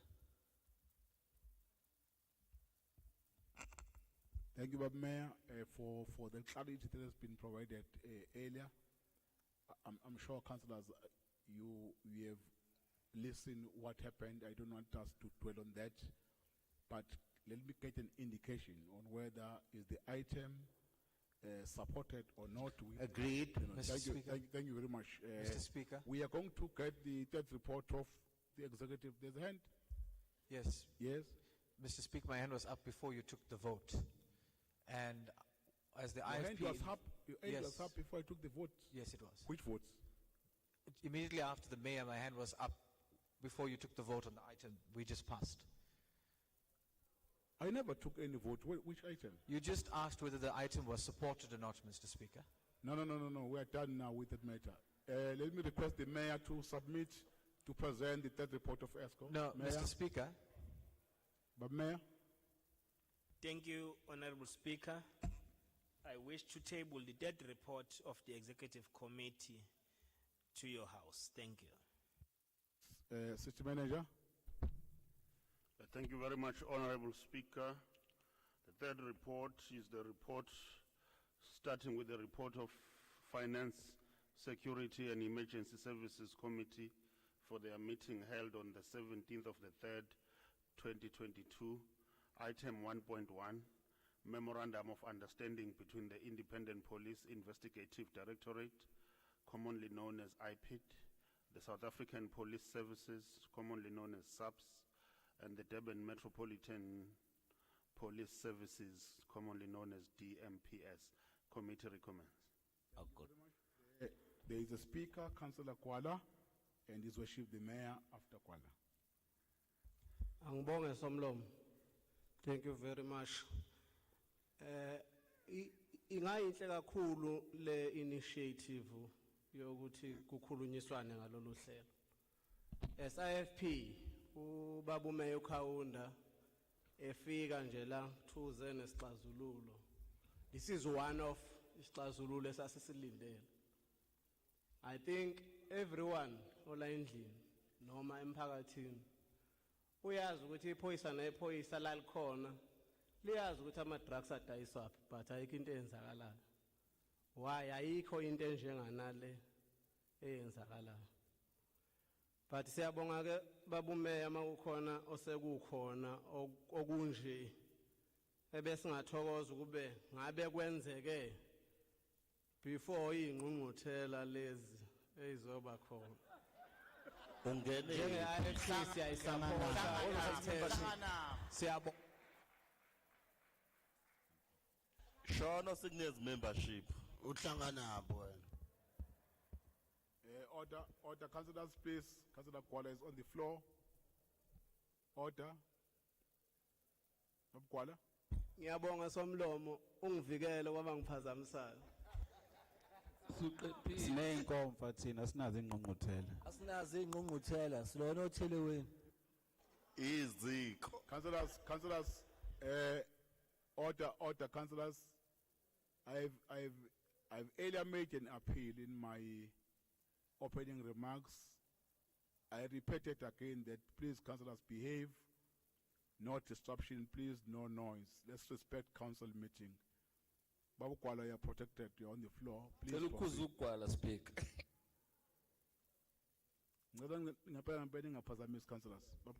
Ngiyabonga somlomo ngibahlonipha kakhulu abahlonishwa abala endlini.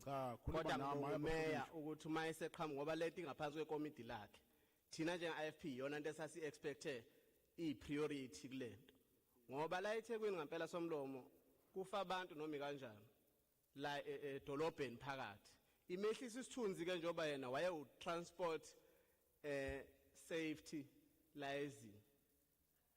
MEC provincial usewumeya ke manje so yikho ngithi asimbonge njenge-IFP ukuthi umesene initiative nje umona ngeke usebenzele kuhle ukumncoma umuntu umenza into sithi akaye phambili nalento siyayisupporta as-IFP kodwa lo vungamaya ngimazi uvungamani ngoba it's an initiative ezosiza umphakathi waseThekwini la usomlomo khona. Order, Speaker. The time is over, Councillor. The time is over. Kuala. Yes. His worship.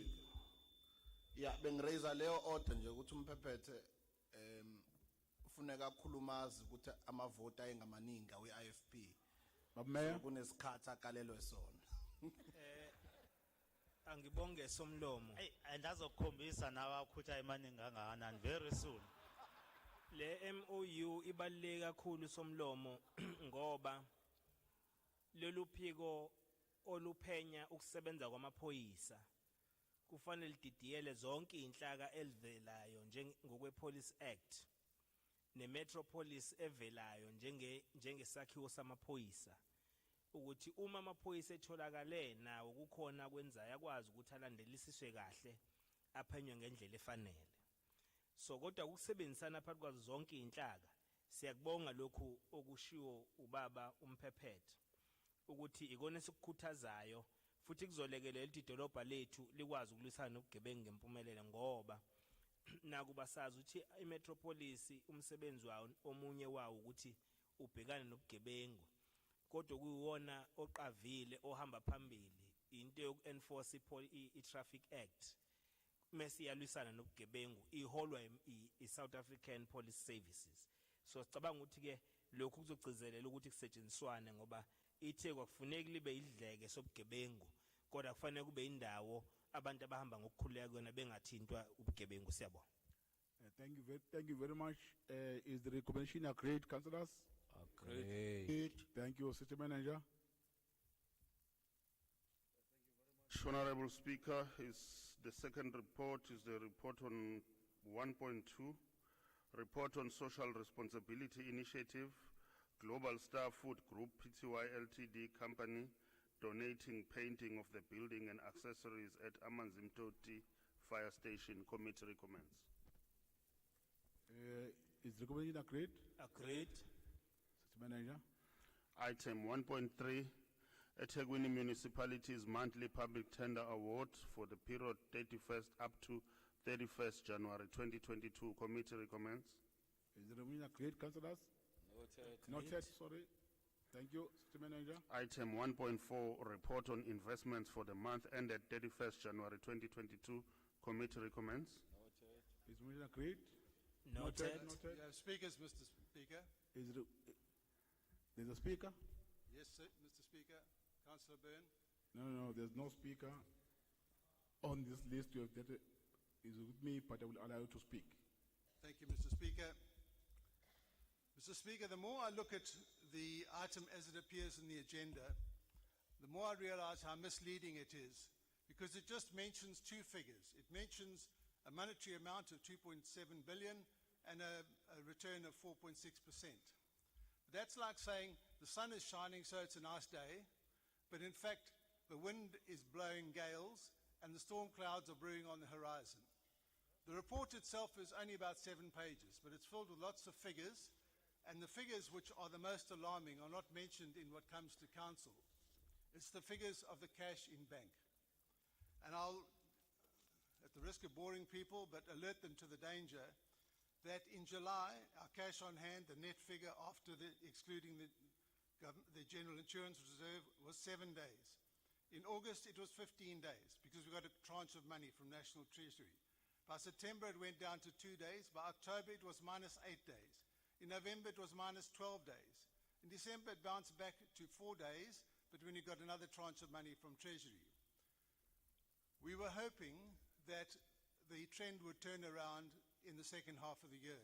In fact, my recollection is that at the Finance, Security and Emergency Services meeting in February, it was mentioned that the turnaround would start happening in January, but at our meeting earlier last month, it was mentioned that the turnaround happens in March, which of course it will, because we get another tranche of money from Treasury in March.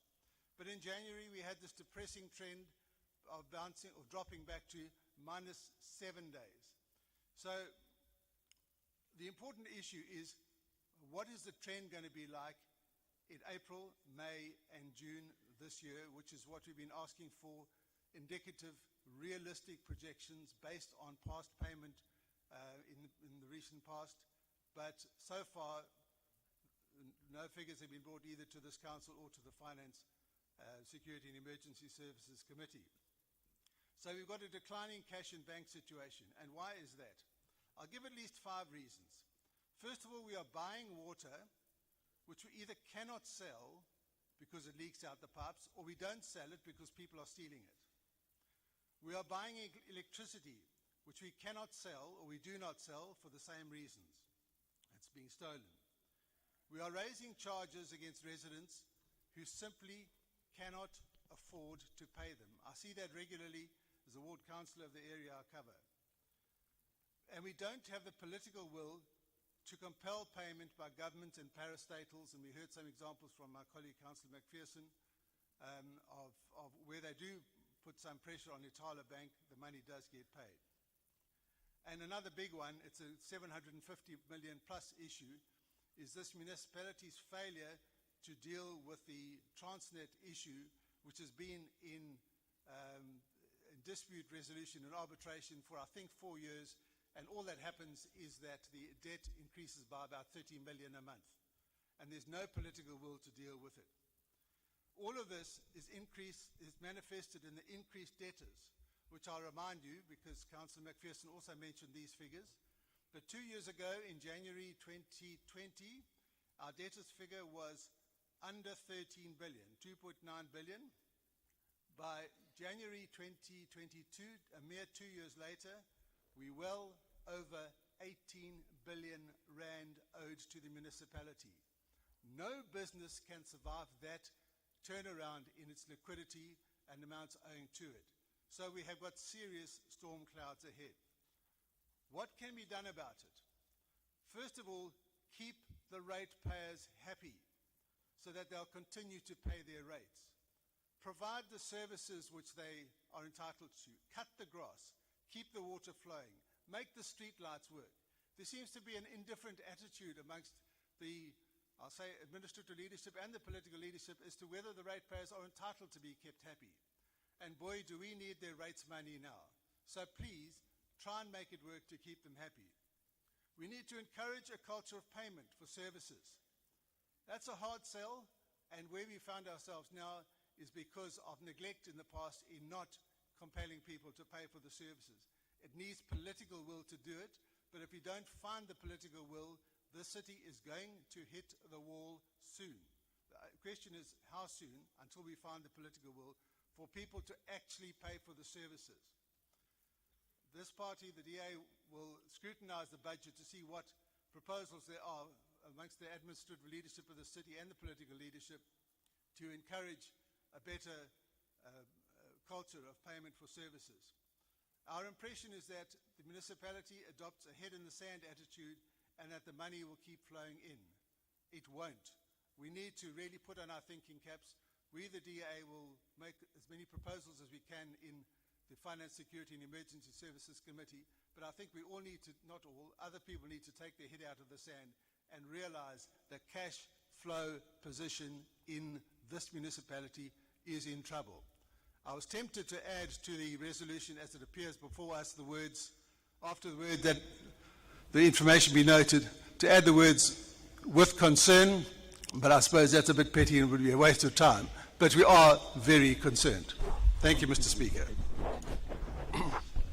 Thank you very much, His Worship the Mayor.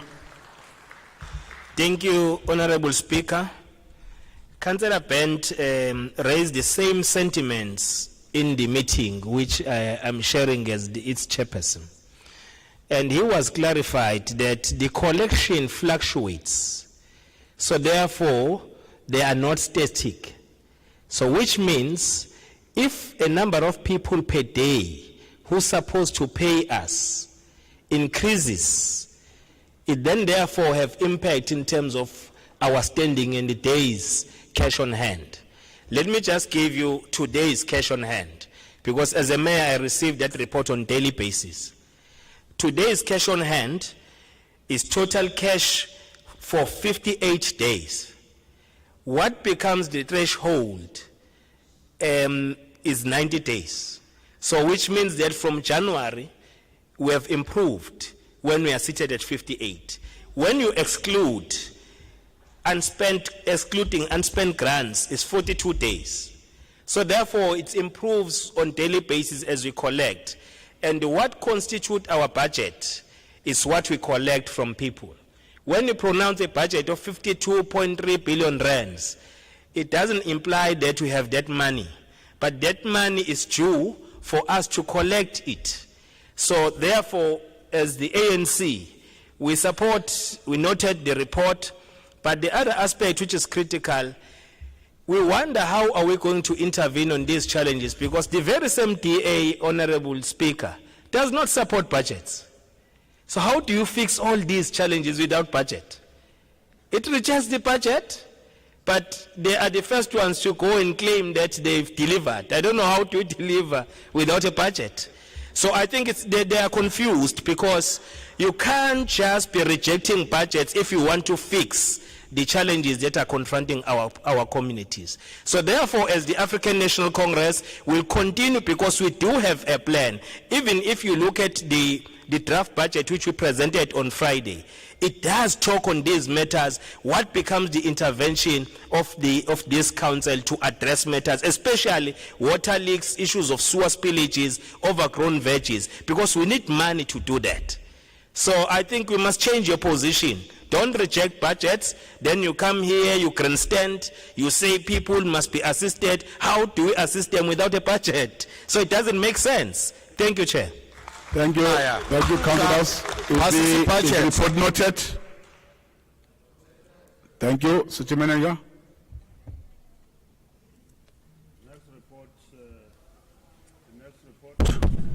The next report, Honorable Speaker, is item 1.5, which is the provision of the home browser and on-road automotive fuel with an automated fueling station for a period of 96 months. Committee recommends. Thank you. I have got a speaker, Councillor Lane. Thank you, Mr. Speaker. This item was brought to the Finance, Security and Emergency Services Committee 2 weeks ago. The original report was dated the 11th of January, with the required administrative signatures also recorded in January. Why then was this item brought to the Portfolio Committee 2 months later? Furthermore, this report states the notice is to be scheduled to be advertised on the 28th of January and then to commence with the bid committee.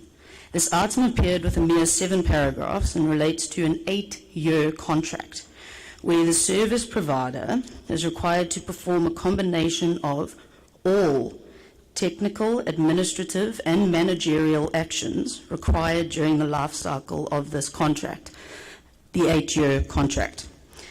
So there wasn't enough motivation to give one company a contract for this long.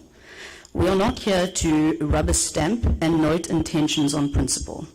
Therefore, the DA won't be supporting this item. Thank you, Mr. Speaker. Okay, thank you. Thank you very much. It is clear now that... Mr. Speaker, it's Patrick Pulley, DLC, the name is on the list as well. May I speak? Yes. Thank you, Mr. Speaker. Mr. Speaker, the DLC understands the need to increase the period of a contract due to the huge fleet, the complexities, and the dynamics of the industry.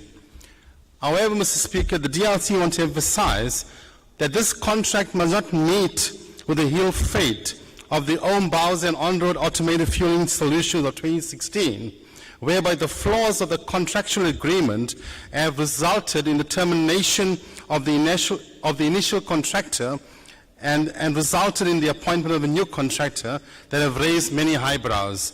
Mr. Speaker, the DLC supports these recommendations on the basis that National Treasury will also be commenting on the increase of the contractual period in terms of Section 3 of the MFMA. Thank you. Thank you very much, Councillor Reddy. Mr. Speaker, the DA's objection to this proposal stems from their ignorance of the laws. I want to explain to them Section 33 of the MFMA is very clear that a process of consultation will begin, especially on items where there is a budgetary implications for a term longer than 3 years, which is applicable in this case. What happens here is that there will be a period of consultation, and also the National Treasury will have to be consulted in terms of Section 33. There is a speaker, somebody making speaker. Please don't use my time. There's someone my time. Yes, let's hear that chirping. Speaker, I think Councillor... Yes. Order, councillors, order. Let me listen. Councillor Visvin's read his obsession with the DA to find relevance is clouding his judgment. It's not a point of order. That is not a point of order, Mr. Speaker. Kick him out of this meeting. He wasn't even listening to what... Sit down, Tetra. He wasn't even listening to what Councillor was saying. Shall I We don't need lecture on Section... please let me listen. We don't need to be lectured on the provisions of Section 33 of the FMFA. The issue here is the sketchy details that were provided at the committee level. No, Mr. Speaker, he's using a point of order to make a speech. That should not be allowed. Councillor Reddy, can I listen to his point first? In fact, I'm not even responding to him. I'm just questioning that he mustn't mislead this House. Okay, Councillor Reddy. Mr. Speaker, that is not a point of order, and he should never have been allowed to speak in the first place. Point of order, Mr. Speaker. That's why our meetings degenerate and become a circus. Point of order, Mr. Speaker. Because these types of comments are allowed.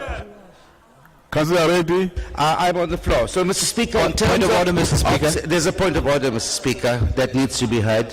Yes, there's a point of order. Mr. Speaker, I beg your indulgence and refer you to the rules of order of this municipality. And it is Chapter 4, Section 16. It speaks to councillors' conducts in this meeting. We had a similar incident here in the last meeting, Mr. Speaker, and it seems like these actions are going to be repeated unless we correct it. Section 16, subsection A, says, conduct business with the highest decorum and integrity that the occasion deserves. There was a speaker on the floor who raised a point of order. Continuously, Councillor Reddy interjected, which is insult to the speaker who was speaking and an insult to the rest of us who are councillors in this house. Mr. Speaker, and I submit let's not to you, allow Mr. this Speaker. kind of, I submit to you, this Mr. kind of Speaker. bickering should not be allowed, Mr. Speaker. I submit to you. It's a point of order. Councillor Reddy, you are not going to Not speak. raise the point Mr. of Speaker. Please. Mr. Speaker, I am still on the floor, and what Councillor Reddy is doing is a case in point. And if we continue to allow him to do this, we will continue to Order. Councillor Reddy. Councillor Reddy, let me address you now. Speaker, you must Councillor Reddy. No, listen, Councillor Reddy. Councillor Reddy. Please, if you are on the floor, there's no one who disrupt you, because you have a right to speak here without any disruption. Can I make an appeal to you direct to allow other councillors to express themselves, to speak in council meeting, and only speak when you are being afforded an opportunity? Can you allow the councillor to speak and conclude his point? And Mr. be Speaker, quiet, I am please. on the floor. No, Speaker, he must not. Can you conclude the point? Thank you, Mr. Speaker. Can you conclude? I submit to you that if we continue to allow Councillor Reddy to behave this way, we will never be able to conduct the proceedings of this House with impunity. And I submit to you, therefore, Mr. Speaker, I submit to you, therefore, Mr. Speaker. Speaker. Thank you. I take your point and I've emphasized. Now, Reddy, I will give you a chance to finish your submission. Speaker. And we move on to the speaker. Honourable Speaker. Before Councillor Reddy finishes his speech, I think there's something that you need to rule on. He is continuous calling people ignorant. Councillors, can you allow that to me? Councillors, can you allow me to handle that as I've already handled that? I said to Councillor Reddy, I've already spoken to him. Now, Councillor Reddy, please conclude your point, then we move to other speakers in the list. Honourable Speaker, Mr. Speaker, when I say they expose the ignorance of the law, it doesn't mean that they are ignorant. It's how they interpret it. So coming back to section 33 of the MFMA, the DA is misinterpreting this section. Councillor Reddy, sorry, but Mayor? Now, Honourable Speaker, I think we need to avoid a situation where members of the council will abuse the rules. What Councillor Mthethwa did was not a point of order. He made a political statement responding to Councillor Reddy. So therefore the Speaker was supposed to make a ruling that you do not sustain the point of order that Councillor Mthethwa was making, because he was making just a political statement for his grandstanding. So we must respect the rules. We mustn't abuse the rules. Rules are very clear. And that's what he allowed Councillor Mthethwa to finish. He did not disrupt him. He finished his statement. So therefore we expected that the Speaker will make a ruling to what Councillor Mthethwa was raising. Thank you. Speaker. Thank you. Thank you, Speaker. Thank you, Councillor.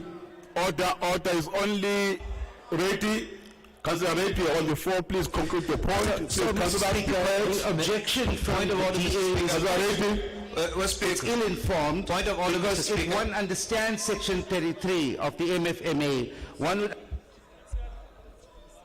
We are approving a process today which will include consultation and authority from National Treasury. With that in mind, ADEC will support this recommendation and appeals to other parties to do the same. I thank you. Thank you, Mr. Mr. Speaker. The Mayor? The last speaker is the Mayor.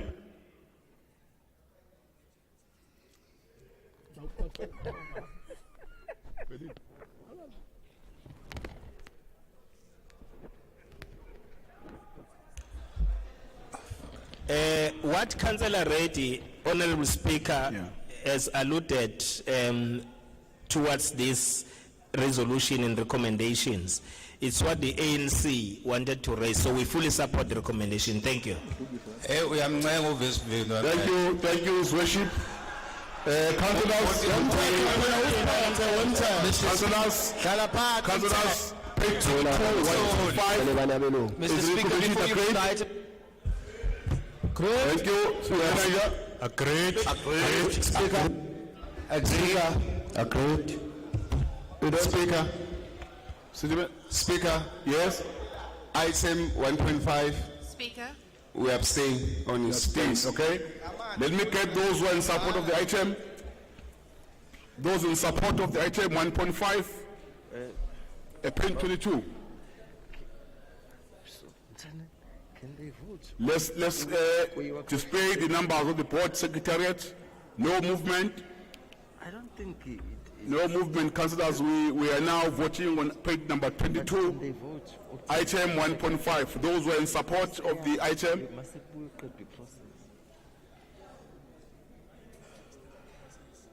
don't have to. So they can't stop it. It's a contract management tool.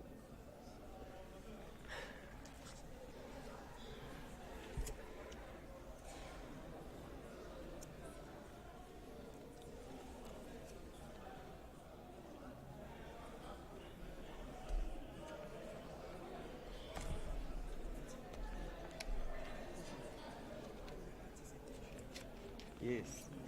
Akukho la ukuthi fanele izinto cancel before we come.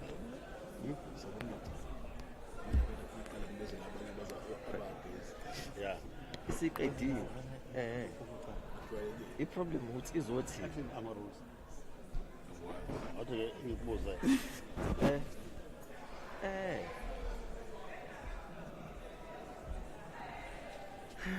Wenza manje. Manje ukuyochama uSpeaker sabambene. Appointwa acting speaker. Afotele. Yeah. Thank you very much. Those who are against the item.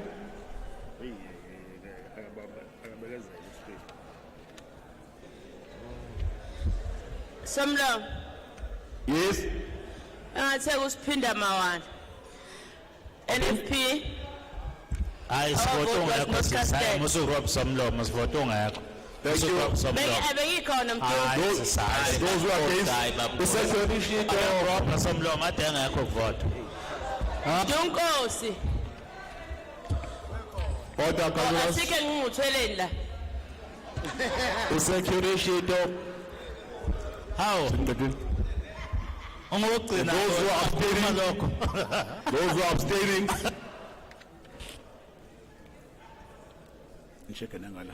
There's a hand.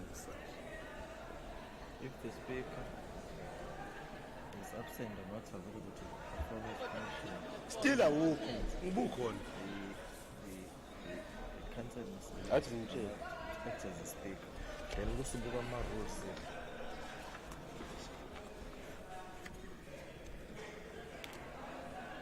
If the speaker is not present at the meeting,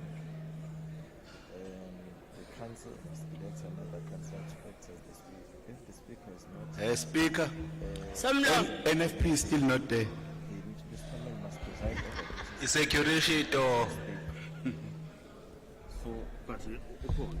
we thank you very much to those who are. We are now telling the numbers. is not present or is otherwise not otherwise. Somlomo. Yes.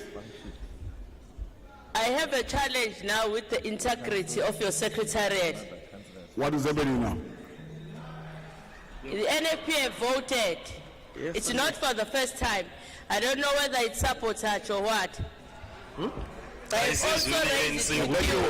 Thank you very much, Councillor Mieni, for bringing that to my attention.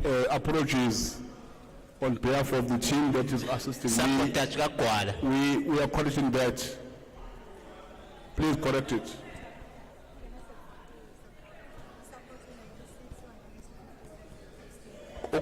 Influence.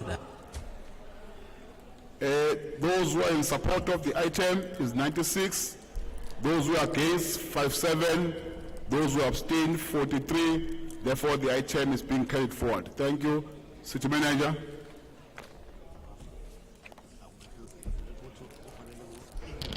Thank you very much, Honorable Speaker. We are now on to item 1.6, Progress Report on Minimum Competency Levels. Committee recommends. Agreed. Agreed. Noted. Noted, Mr. Speaker. 23, 1.6. Councillors, is the recommendation agreed on Noted. 1.6? Noted. Noted. Thank you very much, City Manager. Okay.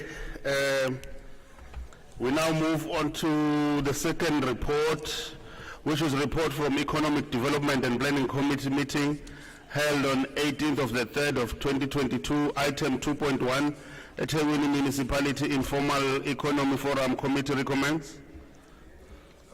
Agreed. Is the winner agreed, councillors? Agreed. Thank you, City Manager. Item number 2.2, Township Regeneration Development of Mixed-Use Development on portion of F395 Savannah Park Committee recommends. Great. Is the winner agreed? Agreed. Thank you. Agreed. Item number 2.3, Shareholders Compact Durban ICC SOC Ltd and Durban Marine Theme Park SOC Ltd Committee recommends. Thank you. I've got speakers. I've got speakers on page 22. Page 25, 2.3, 2.3. Councillor Kissen. Thank you, Speaker.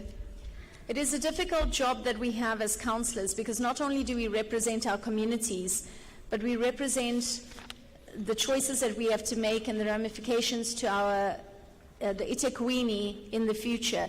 This item is one of those that raises those questions. We are being asked to approve the termination of a shareholders performance agreement that was concluded between the municipal entities and the ICC and Ushaka and replace it with an updated shareholder.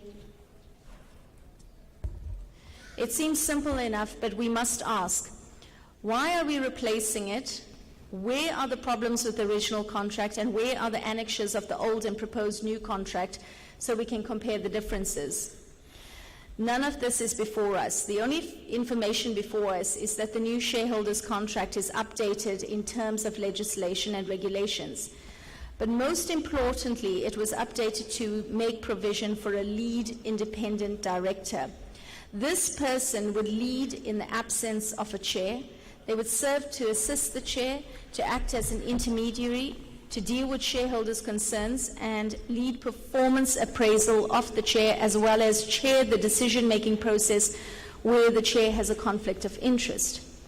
So essentially the lead independent director would be monitoring the performance of the chair. So as councillors, why have we not been given the information on why we need to employ yet another person to oversee the chair, who is already earning a salary to oversee these state-owned companies?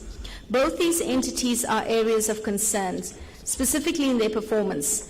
Should we not rather focus on the reasons why there is non-performance instead of opening a position for yet another person to monitor two chairs who should effectively be in control of this performance? Should there be found to be non-performance, who would we hold accountable? What are the cost implications of the new director? What is the term they are going to be serving? We are told that the Board of Directors of Ushaka and the ICC considered the updated shareholders compact and approved it. Is it not then important for councillors here to have sight of it so we can also consider it? After all, we have to make the decision. For this reason, we are voting against it, as I believe that councillors should also be given the opportunity to have important information before them, because it's not a matter of just ticking boxes, it's a matter of representing our communities. Thank you. Thank you. Councillor Reddy. Mr. Speaker, ADEC will support the recommendation as the amended shareholders compact in terms of the shareholder performance agreements that were concluded with these municipal entities allows for the municipality to have more input into these SOCs. For the record, I served as a director of the ICC representing the municipality as well as the Durban Infrastructural Development Trust. And I know at the time that we had very limited roles to play on that SOCs. Now with these amendments, it allows for the municipality and members of this council to become more involved in the affairs of these SOCs. So with that in mind, Mr. Speaker, we will support the recommendation. Thank you. Councillor Sabela. Thank you very much, Honorable Speaker. I think what is important is we need to understand what is being recommended here in its correct context. One, this is aimed to enhance corporate governance. A study of best practices has been done with other entities, state-owned entities. And what is being done here is not unique to the city, it's not unique to the city alone, but it is a standard practice that happens across the country. I do wish to state, Honorable Speaker, that a role of the lead independent director is not that of coming to replace the chairperson. What the lead independent director is going to do is to be an impartial person who will step in case there is a conflict of interest of the chairperson. It has happened before in different areas where the chairperson had an issue, and therefore because he was conflicted, the matters would drag. Now in this instance, we are recommending that amongst the board members, not an independent person who's going to be fetched and added onto the board, but amongst the board members, one person be given a role to be a lead independent director, that in a situation where the chair is conflicted, they can be able to sit in and come and advise the shareholder, which is the city. So this is also amending the shareholder performance agreement. And it is quite important that we do that to enhance corporate governance. It's a matter of good governance. And I would have thought my colleagues opposite would support anything that seeks to enhance corporate governance and good governance. So it's not a matter of creating two centers of power, it's a matter of enhancing corporate governance. Baba Nkosi, ngikhulumela kancane nje ngoba yasibona isikhathi ngisasalele 10 minutes ngisangalibele ngiqhubekile nje. Manje umphephetho be under pressure, yabona nginankinga nokueda nje ezinye izinto eziseceleni ngikhulume nawe Baba Nkosi. So as the African National Congress,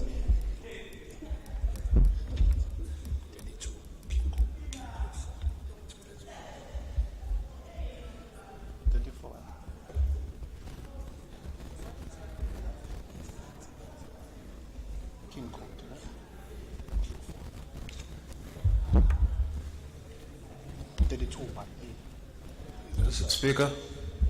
Speaker. It's still within our time. Yeah, but there's nothing wrong. I want to read the King Code here. I had asked my colleague to assist me because I wanted to read it word for word. I still have 9 minutes. Chair of the governing body, 32. The governing body should appoint an independent non-executive member as the lead independent to fulfill the following functions: A, to lead in the absence of the chair; B, to serve as a sounding board for the chair; C, to act as an intermediary between the chair and other members of the governing body if necessary; D, to deal with the shareholders' concerns where contact through the normal channels has failed to resolve concerns or where such contact is inappropriate. E, to strengthen the independence of the governing body if the chair is not an independent non-member of the governing body. F, to chair discussions and decision-making by the governing body on matters where the chair is of conflict of interest. G, to lead the performance appraisal of the chair. Now, there's absolutely no contradiction. 8 minutes left. There's absolutely nothing wrong with this. No two centers of power. This is a matter of enhancing good governance. Unless, colleagues, you don't agree that we enhance good governance. As the ANC chair, we will vote in favor of this amendment. Thank you very much. Thank you very much, Councillor Sobe. There was already an indication that some councillors don't support the item. I therefore have to divide the House to get an indication of those who are in support of the item for record purposes. Those who are in support. Secretariat, I'm sure now your numbers are correct. No movement. No one is moving up. No one should come in during voting so that I don't get a complaint again from the NFP. Yeah, let's make sure that our numbers are correct and updated.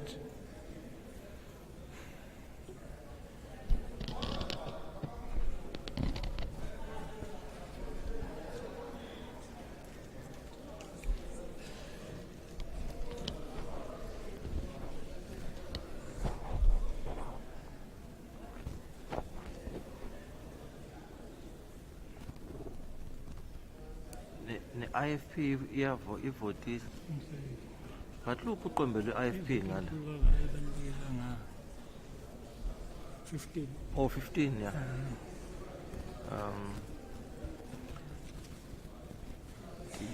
Faka ne DLC. Takuyisho DLC. Ne Addendum. Lel page elingapha. DLC ne Addendum. Mina Fred.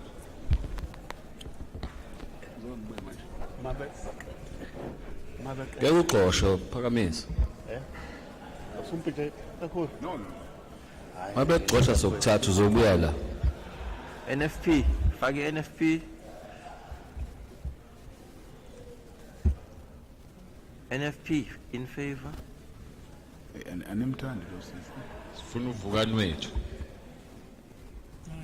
Are we done now with those who are in support of the item? Not yet. You can see the number this side. NFP. Yeah, sekuphelele. Yeah, thank you. Those who are not in support. Speaker. Action is A, we are 3, we're not 2.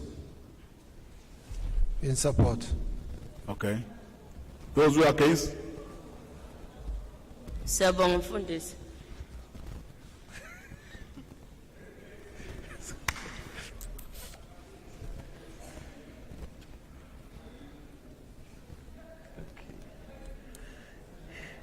DA phela. Sungaba ba abstain. Yeah, thank you. Those who abstain?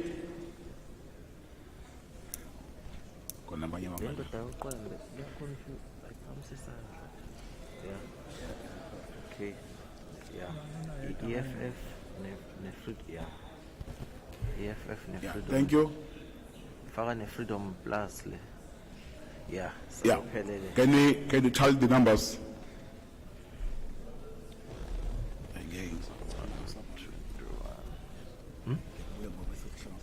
Okay, Putuma.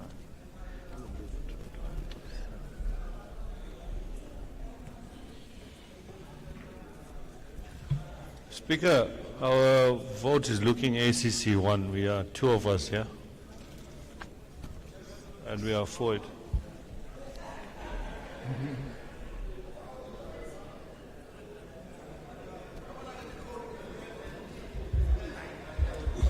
Emine ngibambile khuluma lapho. Order. Order.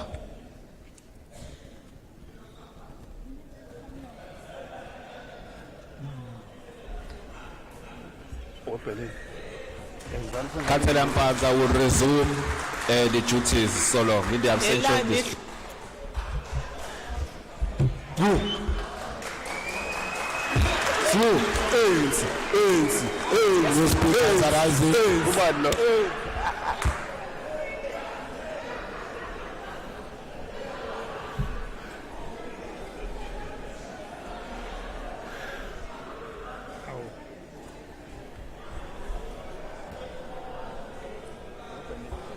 Speaker, where are you, Speaker?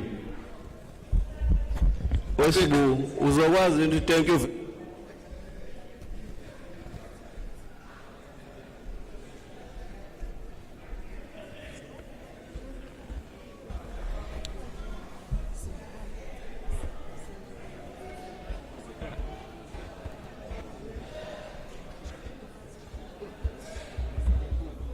Are you right? Yes.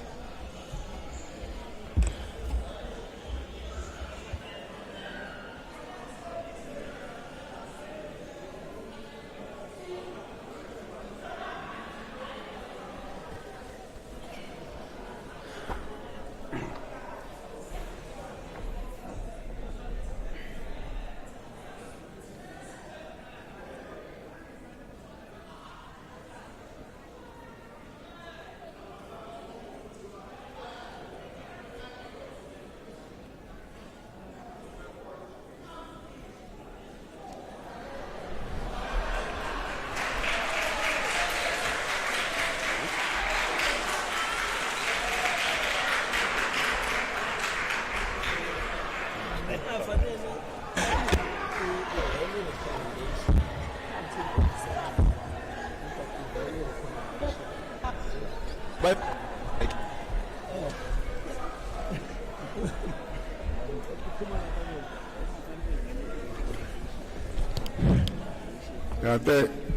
thank you, councillors. Apologies. There are people who are waiting for us at Mosma Peter. Speaker, excuse number me, of the vote. repairs associations that are waiting there. I was trying to sort that with them. Apologies. Thank you very much. Those who are in support of the item as we're counting is 127. Speaker, Those who sorry are about against that. is 61. Those who abstain, 23. Therefore, the item is being carried through. Thank you. City Manager. Thank you very much, Honorable Speaker. We are on page number 26, item number 2.4, application in terms of the provisions of the eThekwini Municipality Planning and Land Use Management Bylaw of 2016, Municipal Notice number 114 of 2017, for the amendment of the eThekwini Municipal Land Use Scheme, not sub-scheme, by amending Section 7 of the Development Facilitation Table, Special Zone 12, with a theme called Theme Park Stroke Entertainment Complex. Committee recommends. Is Rohini agreed, councillors? Good. Thank you, City Manager. On page 27, item number 2.5, motivation for Durban Film Office to support youth development and skills transfer in the filming of Not Joe's Wedding. Committee recommends. Great. Is the Commission agreed? Great. Thank you. On the same page 27, item number 2.6, Durban Tourism Artists Economic Recovery and Destination Promotion Program, status update. Committee recommends. Great. Thank you very much for speakers. Sakile. Great. Ngati. Thank you, Speaker. Speaker, Priority.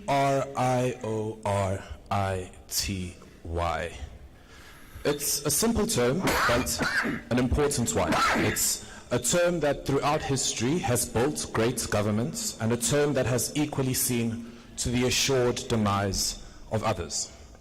Speaker, what this means essentially is that a government that cannot prioritize is one that essentially cannot effect its mandate within its governing context. It's a case on point, Speaker, that in eThekwini, our priorities are seemingly not clear. We've heard in this meeting that the water unit, which is in shambles, should be a priority of this municipality. The electricity unit, which again is in shambles, should be a priority of this municipality. Roads, parks. There are a number of units that are in total shambles that should be a priority of this municipality, but as a city, we seemingly think that this should not be the case. Speaker, as a city on the brink of collapse, spending 2 million rand for artists when there are areas in this city without basic services owing to things like budget constraints is a slap in the face of the ratepayers you are about to go meet after this meeting. Don't get us wrong, Speaker. The DA is well aware of the import. Yeah, Speaker, can you protect me, please? No. Thanks. Don't get us wrong, Speaker. The DA is well aware of the importance of arts and culture. You know, in the greater scheme of society, arts and culture is... Sorry, Councillor Mugati. Councillors, let me appeal that you allow Councillor Mugati to speak, please. Please, Councillors. Councillor Mugati, you have the floor. Do I have your protection, Speaker? Speaker, as I was saying, the DA is well aware of the importance of arts and culture in the greater context of society and individual actualization. But Speaker, the fiscus dictates that we need to prioritize the needs of our people. And you will agree, Speaker, that where the Democratic Alliance governs, and for a fact we govern for 20 million people and in 4 of our 9 metros, we know how to prioritize. And this is why the people on the ground feel the real change that the Democratic Alliance can afford where it governs. And so as eThekwini, spending 2 million rand on a simple artist program is something that we can't afford at this present moment in time, and it is something that the Democratic Alliance will not support. Thank you. Thank you. Thank you. Prioritize white people. Yeah, thank you very much. It's clear that there are those who are not in support of the item, and in my list, I don't have the other speakers. There was only one speaker in this list, Belinda.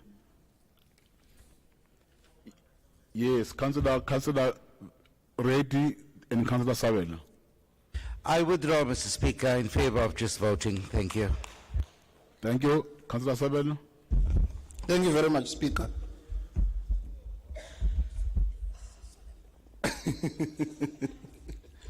Speaker, as the ANC, we support this item. It's very unfortunate that every time when there is voting and the matter seeks to uplift Africans in particular, the DA rejects the matter.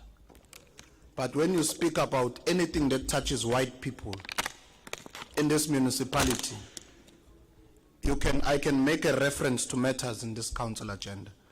The DA point of order, quick. Speaker. Speaker, point of order. Order, councillors. Order. Councillor Sabel is on the floor. Point of order, Speaker. Order. I think, Speaker, we've got to make a ruling here, because this is an institution. Please protect me, Speaker. Am I protected? Yes. This municipality is an institution of all people. It's not a point so of if order. our voting is people are going to be racially profiled, I don't think, Mr. Speaker, this is what you should be allowed. Your point of order. Speaker. Councillor Savelo, you are on the floor. No, yeah, it's a what is your ruling, Speaker? Councillor Mthethwa. What Councillor Sabelo is raising on the point, I don't see anything wrong with what he's saying. Yeah. Listen. But you see, councillors, I can see that in some of you it's nice to play politics, sometimes unnecessary so. I allow you most of the time to defend your political parties.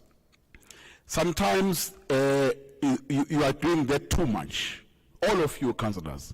Can I allow you councillors to focus on the items in our agenda so that we discuss items in front of us instead of raising unnecessary issues to get attention from somewhere of which I don't understand why they are doing that. Speaker. I'm referring to all you Speaker. councillors. Speaker. But to that, Councillor Sabela, you are on the floor. Please conclude your points. All of us councillors, let's listen so that we understand his point of argument. So for the record, Speaker, are you saying? Baba, can you allow Councillor Sabela to speak?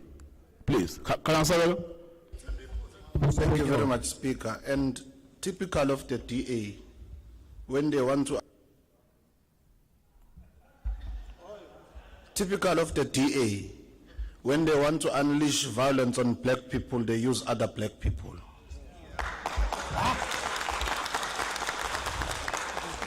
It is a reality, Honorable Speaker, that our artists have been struggling. It is a reality, Honorable Speaker. Point of order. Councillor Graham. I think that your ruling earlier Please, councillors. was fair. But we can't allow members of this council to be undermined on the basis of their skin colour. And Councillor Sabelo saying Councillor Mtetwa is defending white people is ridiculous. Which is true. It's true. Speaker, Point of order, Mr. Speaker. Point of order, Mr. Speaker. I think that is contrary to the spirit of this council. I understand that there are politics at play. Is that you are allowing this meeting? Wilson? No, councillors, can you please allow other speaker to finish his point, please, so that I can listen? I can't even hear because you're making noise. Councillor Krem? So the point is that I appreciate that there's fair open play. Insulting a councillor on the basis of their race is not fair open play. Councillors, because of noise, I can't even hear what other councillors are saying. Please, councillors. Thank you, Speaker. Councillors, let's do this.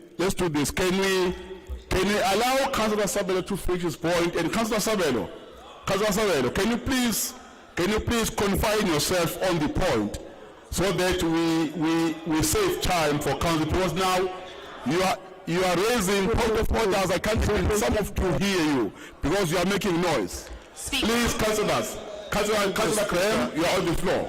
What is your point? Again, white councillors, order, please. Councillor Graham. Again, white privilege must prevail. Still continue to confine yourself, Sabe. Who is taking the microphones on? Thank you. Councillor Graham.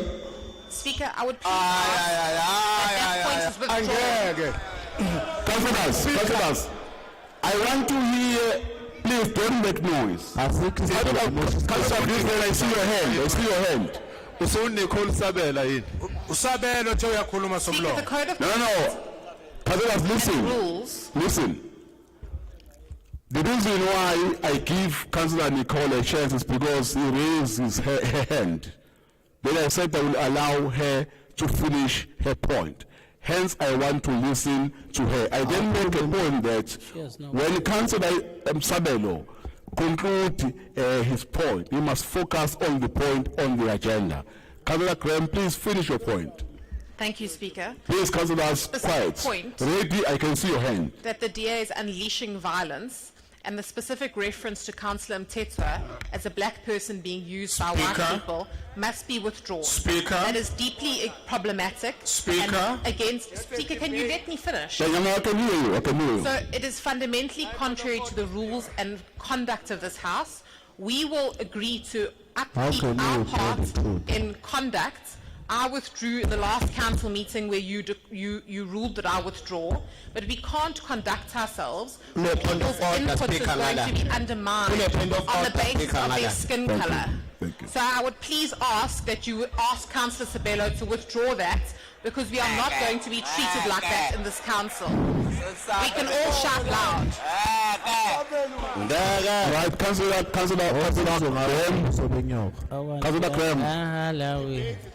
Graham, before I take you, Councillor Graham, listening to Councillor Tandikolo mentioning that I didn't see anything wrong with what you have said. But the problem there, I'm serious. I don't want to entertain issues that are necessary. I didn't see anything wrong. Then Canada Vice come in, then some will come on the floor. Thank you, Mr. Speaker. I'm sorry, madam. I'm to say this. All the Councillor of Order. You are ready. Councillor Vice, when ready, you are on the floor. No one else to speak. Thank you, Mr. Speaker. You are allowing this meeting to degenerate simply because you're not applying the rules. No person is supposed to speak here if somebody is already speaking unless they raise a point of order and they refer to the specific section in the rules. Councillor Graham just opens her mouth, and you're giving her a chance to make a political speech. The same with the other chap with the DA there. They're doing the same thing. They're abusing the rules just to make political speeches, and you are allowing it. Thank you, Councillor Reti. Councillor Salero, please complete your point. Thank you very much, Speaker. The intended damage is done. Speaker, it is a fact that our artists have been struggling. The hard lockdown saw to their trade being locked down completely.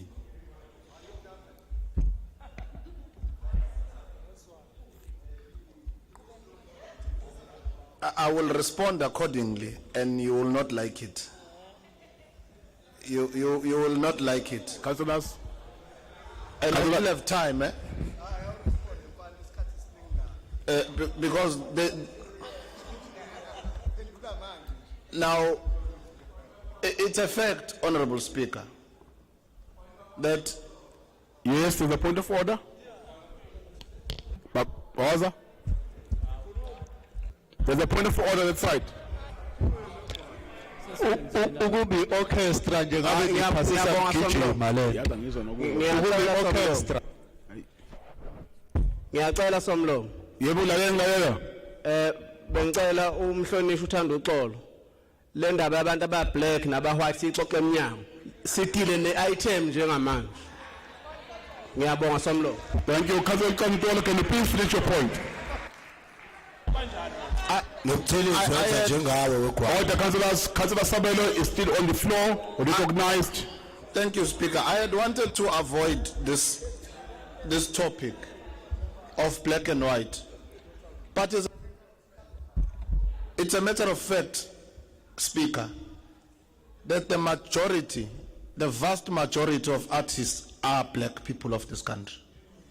It's a matter of fact which can't be denied. And they are going to be the beneficiaries of what we seek to do today. And a certain section of this council, which we all know, all of us here, that it represents a certain section of society out there, is rejecting it. It's a matter of fact.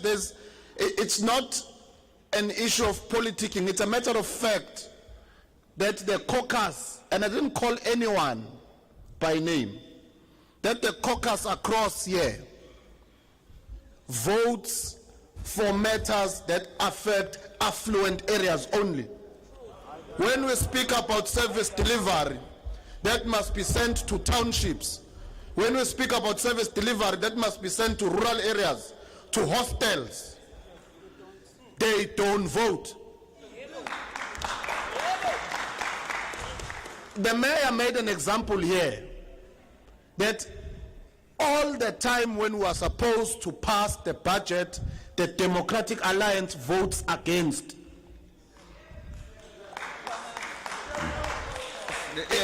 That's a matter of fact. It's not a matter that I am making up. It's a matter of fact. So again, nothing new, typical of them. They want to vote against something that's going to help the black child who is struggling. And we are expected to keep quiet and turn a blind eye. The old Order. The old white caucus leaders who are on the other side will not say anything, but it will be the younger African leaders of the DA that will be sent to shoot down anything that must help the black child. Thank you. That's the reality. They are all going to be here, but they won't say anything about this matter. They won't say anything. They are here, they are all in this council. And I like the smirk on your face, Nicole, because it just proves everything that I'm saying. It just proves everything. The white people will not say anything. They will speak about how we must go and rezone land in Umhlanga. They will vote for that. Grass cutting. They will vote for that. Now, those are the realities that we are faced with here. Now, our artist, Honorable Speaker, they were even during the hard lockdown at some stage arrested. I want to remind this council, our artist went and started to picket or started to march on the freeway because they wanted their government to listen to them, that they are struggling. And today we are here saying, let us help them. Let us help them. Now, as the ANC, we remain committed in helping the vulnerable in society, and we will be in favor of this item, Honorable Speaker. Thank you very much. Great. Thank you very much. There are no other speakers on the list, but I can see that there are those who are supporting the item and those who are not supporting the item. Secretariat, let's confirm the numbers so that I get it. We all support, man. We all support, man. Yeah. Councillors, yeah, we all support. Holders on the floor, please. Order. Yabanga Speaker. Speaker, with your permission, please. I just want to direct this to you, Honorable Graham, as a leader of the DA in the House. I think we all owe it to ourselves to look at other issues without our colors. Please, Councillors, quiet, please, please. Personally, I'm new here, and I'm surprised the way we try to do things. But one cannot be ignorant to an extent that will say does not get worried the way we address other issues. This particular issue that is here, I never understood if we're talking about the money being abused and so on and so on. But we are talking about the talent of our kids. If we look at the extent of the Wunga boys who use Nyawupe and so on and so on, part of it is simply because they are no longer doing what we used to do when we were growing up.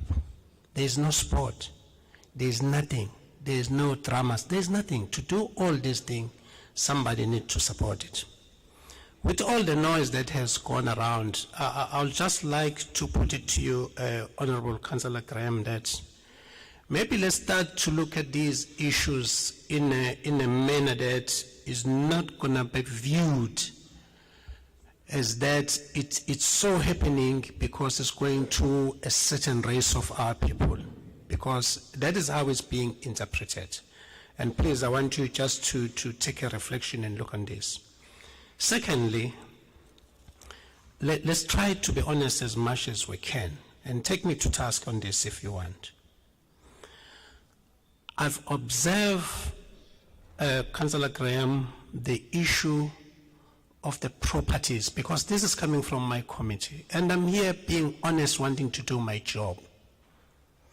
That 279 square meter of land that was rejected, I tried to follow up on others and try to find the fundamental reason as to why some of these things can't go.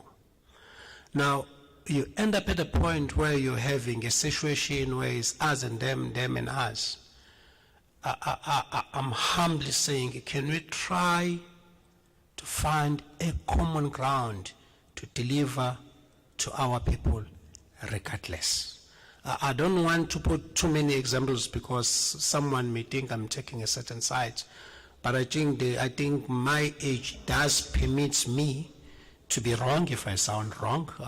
I'm old enough to say these things, but I'm humbly saying, let's look at the purpose and the reason why something is there. It does worry me that one particular property will come here, one we don't have to vote, but the next one we vote. Now, that does worry some of us because we've crossed the fence too much to a point where we don't know our color. But I think it's very important to look at these things and say, which way are we really going? And I'm just putting this to you, Councillor Graham, as somebody who's leading that side. That sometimes maybe we need to sit and discuss these issues as how do we go forward with them. I thank you, Speaker, for that opportunity. Thank you, councillors. Can I get an indication of those who are in support of the item? Those in support? Secretariat, let's check the numbers. The numbers, no movement, no movement. Please, let's close the door. No movement, let's close the door.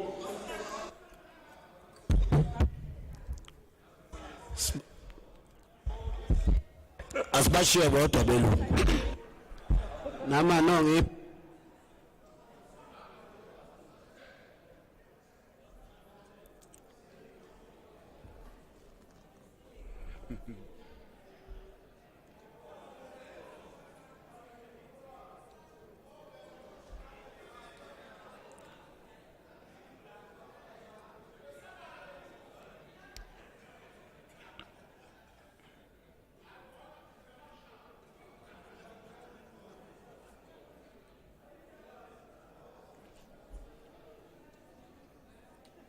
Somebody.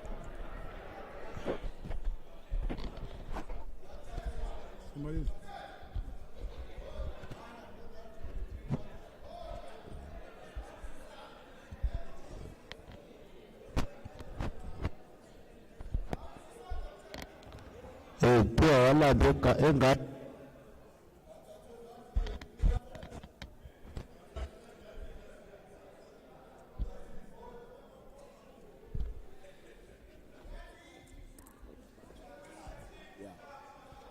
Yeah, thank you, councillors. Those who are voting against the item, those who are against, Your culture.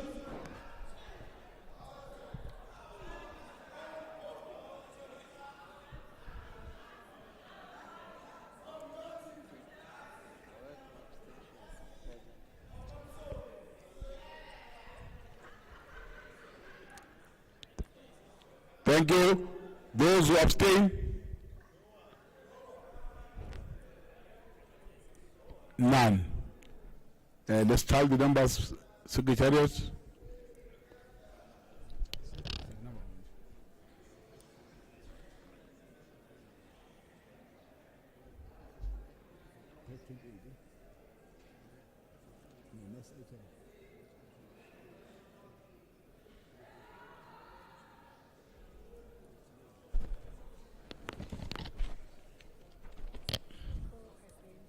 Thank you very much, councillors. Those who are in support of the item is 150. Those who are against, 55. There's no abstentions. The item is carried through. Thank you. City Manager. Thank you very much, Honorable Speaker. Thank you very much, Honorable Speaker.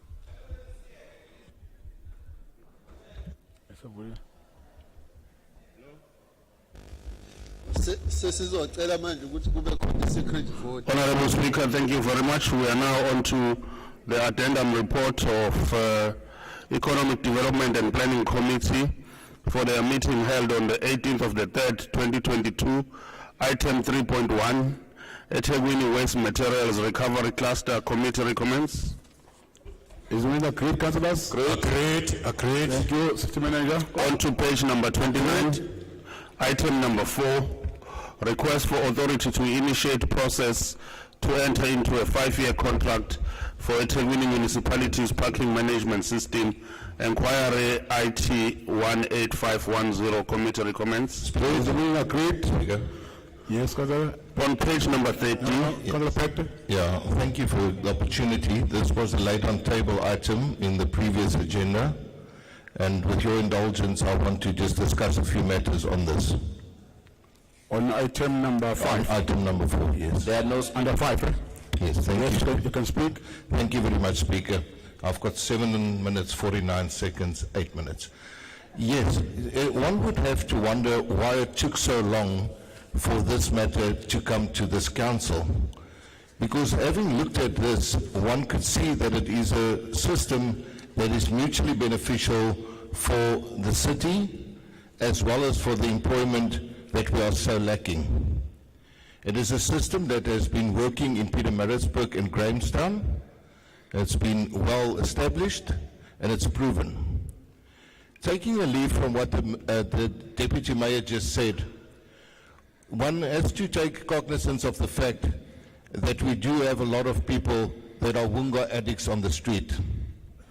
And a lot of these people find themselves in that position, quite rightly so, because of unemployment and unable to find anything else to do, whether recreational or employ. They then become car guards. And as we know, with that also goes the associated abuse and also the theft and all that goes along with it.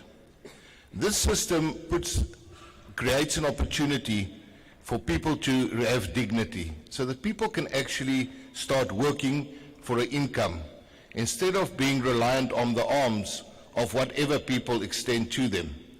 Because looking from Pietermaritzburg side, and I'll use that as an example, there is a set parking rate, there is input from the municipality side, as you see, a minuscule 300,000, and it affords these people to be trained and to be put into the position where they've got equipment.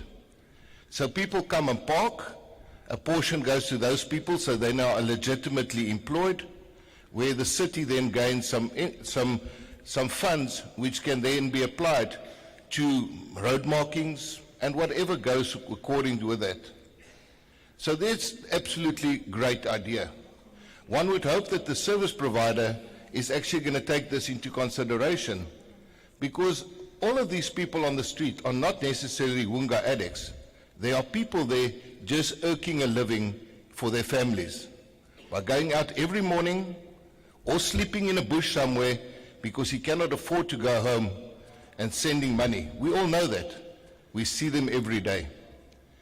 And coming back to it, one would wonder why it took so long, and I'm repeating myself, to come to this pilot project. And one would wonder why it is only being done in the inner city, where the parking situation and these desperate people are across all suburbs within the city. And we really thank the municipality for actually taking heed of this and putting it into implementation. And we hope that the first couple of months will definitely roll into the next months of 60 months and further, so that these people can actually get a job. And I hope that the service provider takes that into consideration and does not go and seek people to employ outside of what is already on the street. One would say that these people could be rogues, but there is the opportunity to screen these people, to separate those who are on the street for the wrong reason, and actually employ those who just want to put food on the table. I'm not going to take much more of your time, and I'm going to tell you that the DA will support this project wholeheartedly.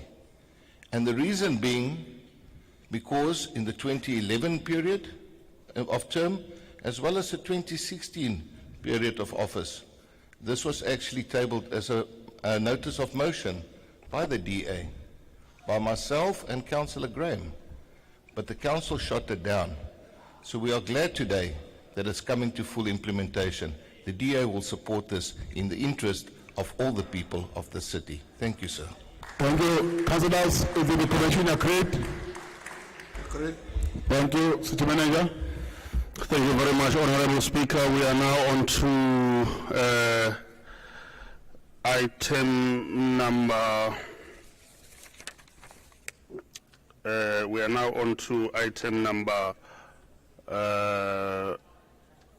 5, which is the establishment of Municipal Rapid Response Team. Committee recommends. Is the meeting agreed, councillors? Thank you. The EFF rejects this. As a protest movement, we can never support such an establishment of this MRRC. Sorry.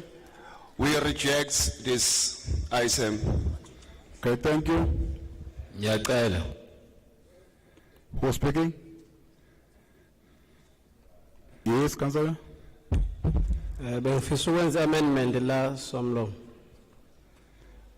Okay, I'm sure my forms they are available for an amendment. Please, Secretariat, send the forms to Councillor Kuala. Mhlambe la somlo, if this is aimed to deal with public protest and the members are fawela, I think I think support yama ward councillors interim dependa ngeward yakuyona ngoba kungakubi abahlonishwa sebefika nje wa 39 bengasahlonipheki ngoba sebejomba umhlonishwa khona bazama ukaddress inkingi. So iamendment ikithi asikufakeni ukuthi uma siye ward 100 let sifake ukhansela wakhona interim kuleyo portion mase siphingo njalo njalo ukuze mhlawumbe inqola yethu izohamba ngoba iqhutshwa inqola emasondo. So ngiyabonga. Thank you, Councillor. Councillors, with those amendment, those who are in support of the item.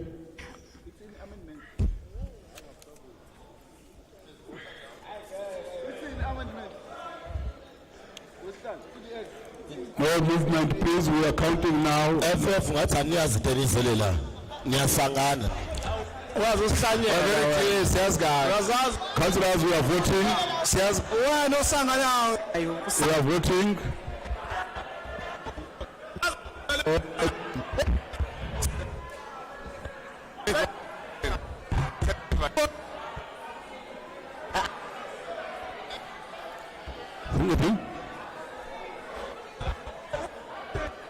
Are you done?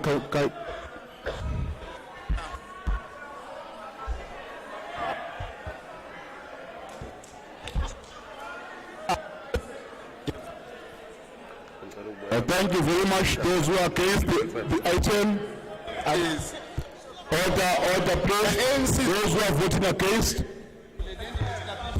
Mhlawumbe inkinga ifuna isiZulu lento khona izobalula.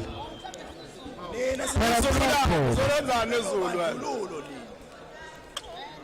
Wow.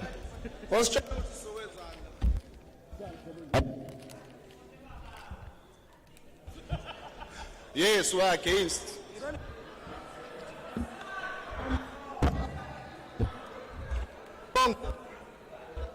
Anwa ngifuna ukubavimba mase ngabe sebetelele.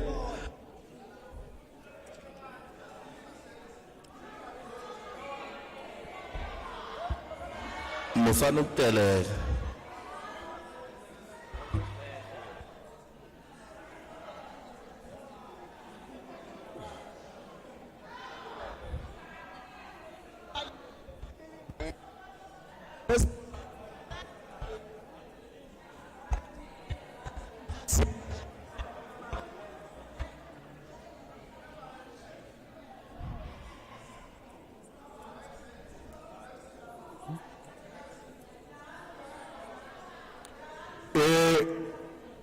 Councillors, those who are against, can you please raise your hands because I want to confirm some few things in the front. Order, councillors, Secretariat.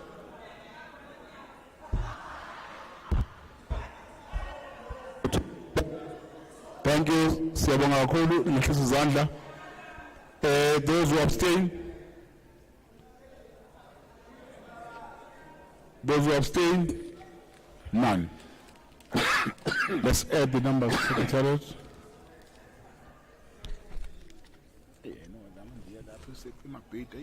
I'm sure I know. Issues. Yes, yeah.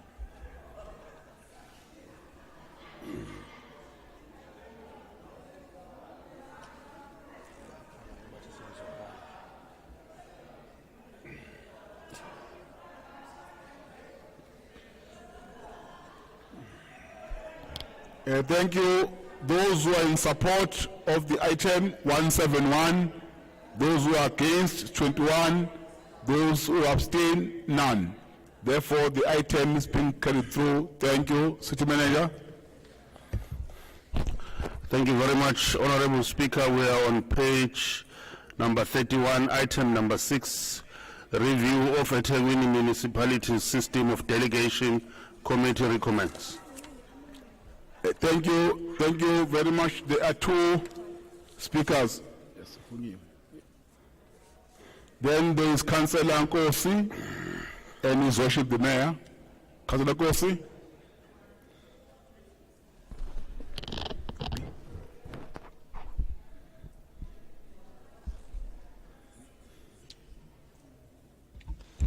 No, thank you, Mr. Speaker. Well, as IFP, we don't have a problem to support the item.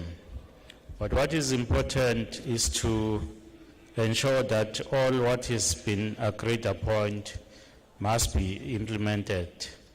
It doesn't help us to have items that are passed in council and there are no implementations.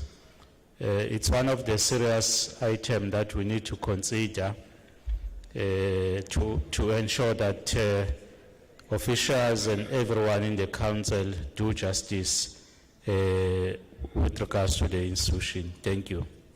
Thank you. His Worship the Mayor. Thank you, Honorable Speaker. Siyahambisana nalezi incomo ngoba zizosiphingulela umthwalo ukuthi uma ku-appointwa u-acting city manager ngenxa ukuthi u-city manager khona ngaleso sikhathi mhlawumbe usaya emakhaya uyobheka ukuthi imbuzi zakhe engakanani ney'nkomo mase kufanele aphoqeleke ukuthi kuze kulindwe kuhlala i-executive kanti lama delegations athi engakwazi ukuqoka umuntu mase emqokile leyo muntu ngokuxhumana nomeya mase ke bezobuyisa umbiko kwi-executive yokuqala so ke siyayisupporta ke lokhu namanye ama delegations alistiwe la i-ANC yawasupporta. Siyabonga. Thank you very much, councillors. Is the commission agreed? Thank you, City Manager. Honorable Speaker, I'm happy to report that that was the last item. Thank you. That was the last item. There are motions. There are notice of motions, City Manager. We're in page. Yes, page 33.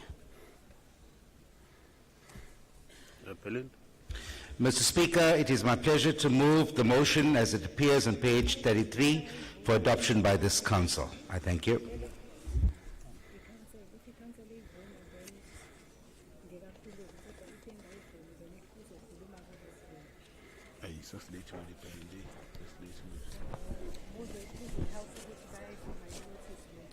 Yes. Councillors, there is a motion attached in your report. I need to get an indication whether you agree with the motion, council, or not. Agree. Agreed. Speaker. And another motion. Yes. Speaker, the DA will abstain. Okay, thank you. There's a second motion. There's a second. The DA is abstaining on the motion. Okay.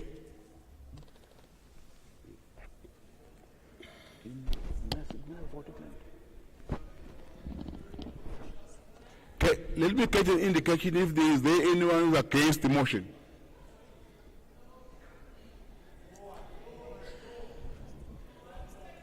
It's only DA who is abstaining. Then let's record that.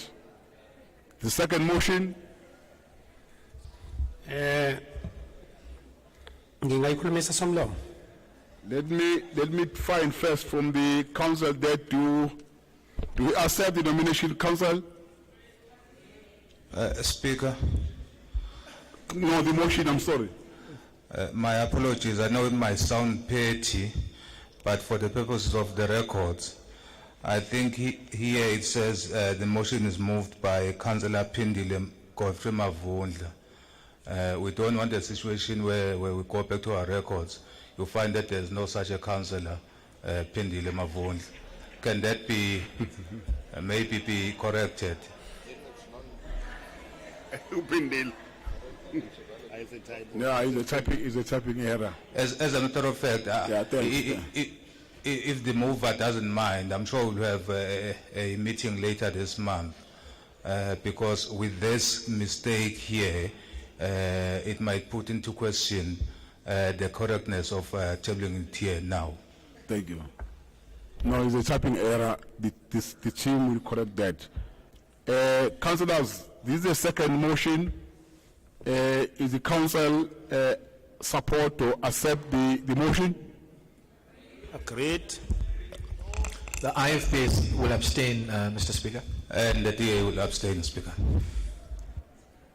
Let's check the numbers so that we are clear. Those in support? Speaker, ngiyacela ukuyikhulumisa le motion before ye vote. Ngiyacela ngimvume yakho Speaker. Hayi babu council uDeputy Mayor. Abayiqondi Speaker. Ngoba uma seyila isuke sekumele siyenze kanje. Let's get those who are in support.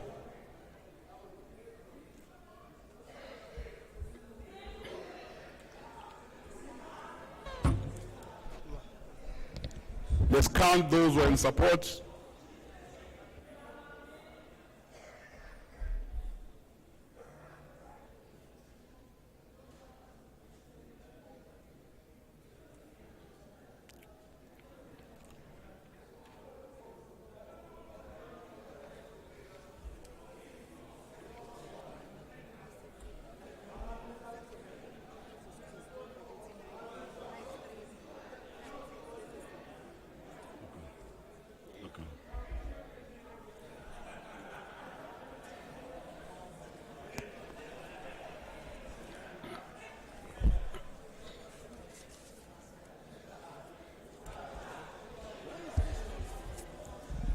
Belinda.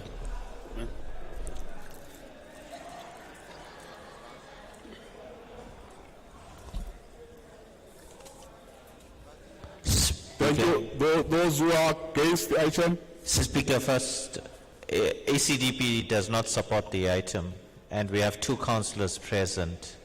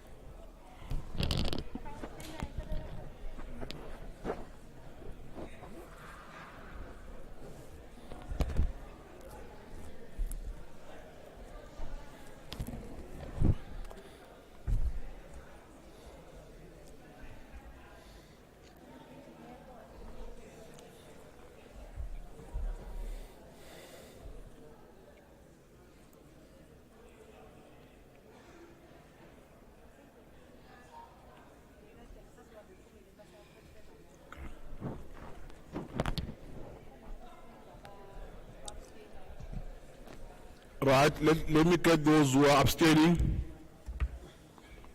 Abstaining on the item.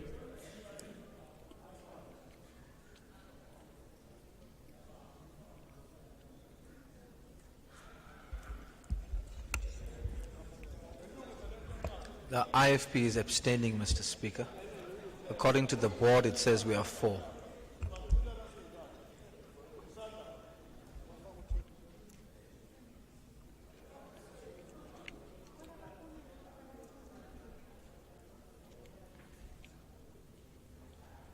Are we done?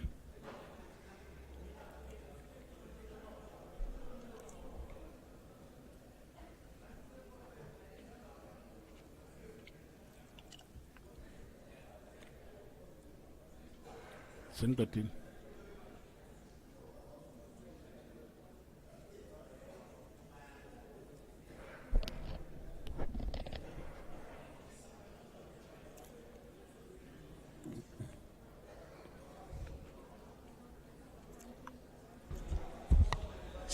Speaker, ACDP, we didn't vote for against, we abstained. Can you help Secretariat there? She's confused. Thank you, Councillor.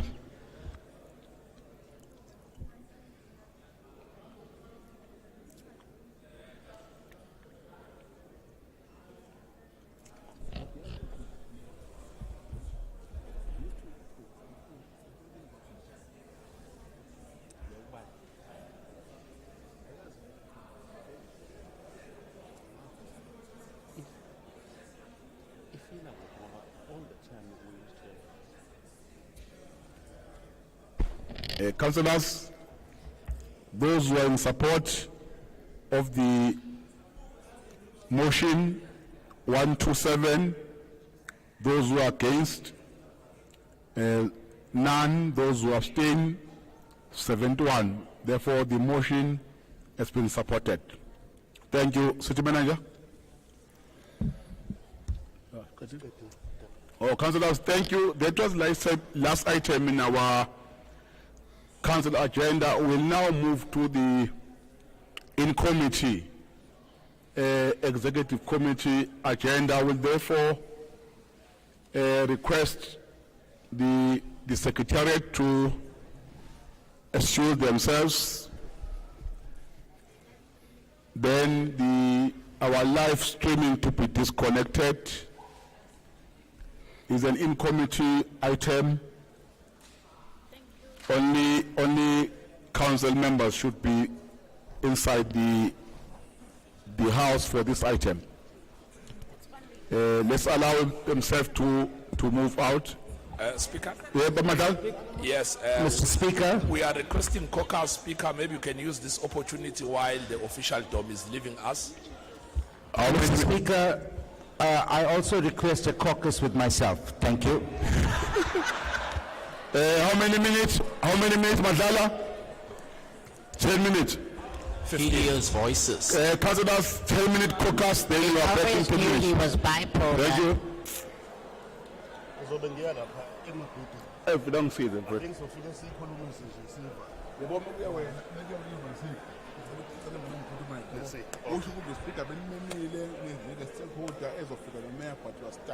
All right.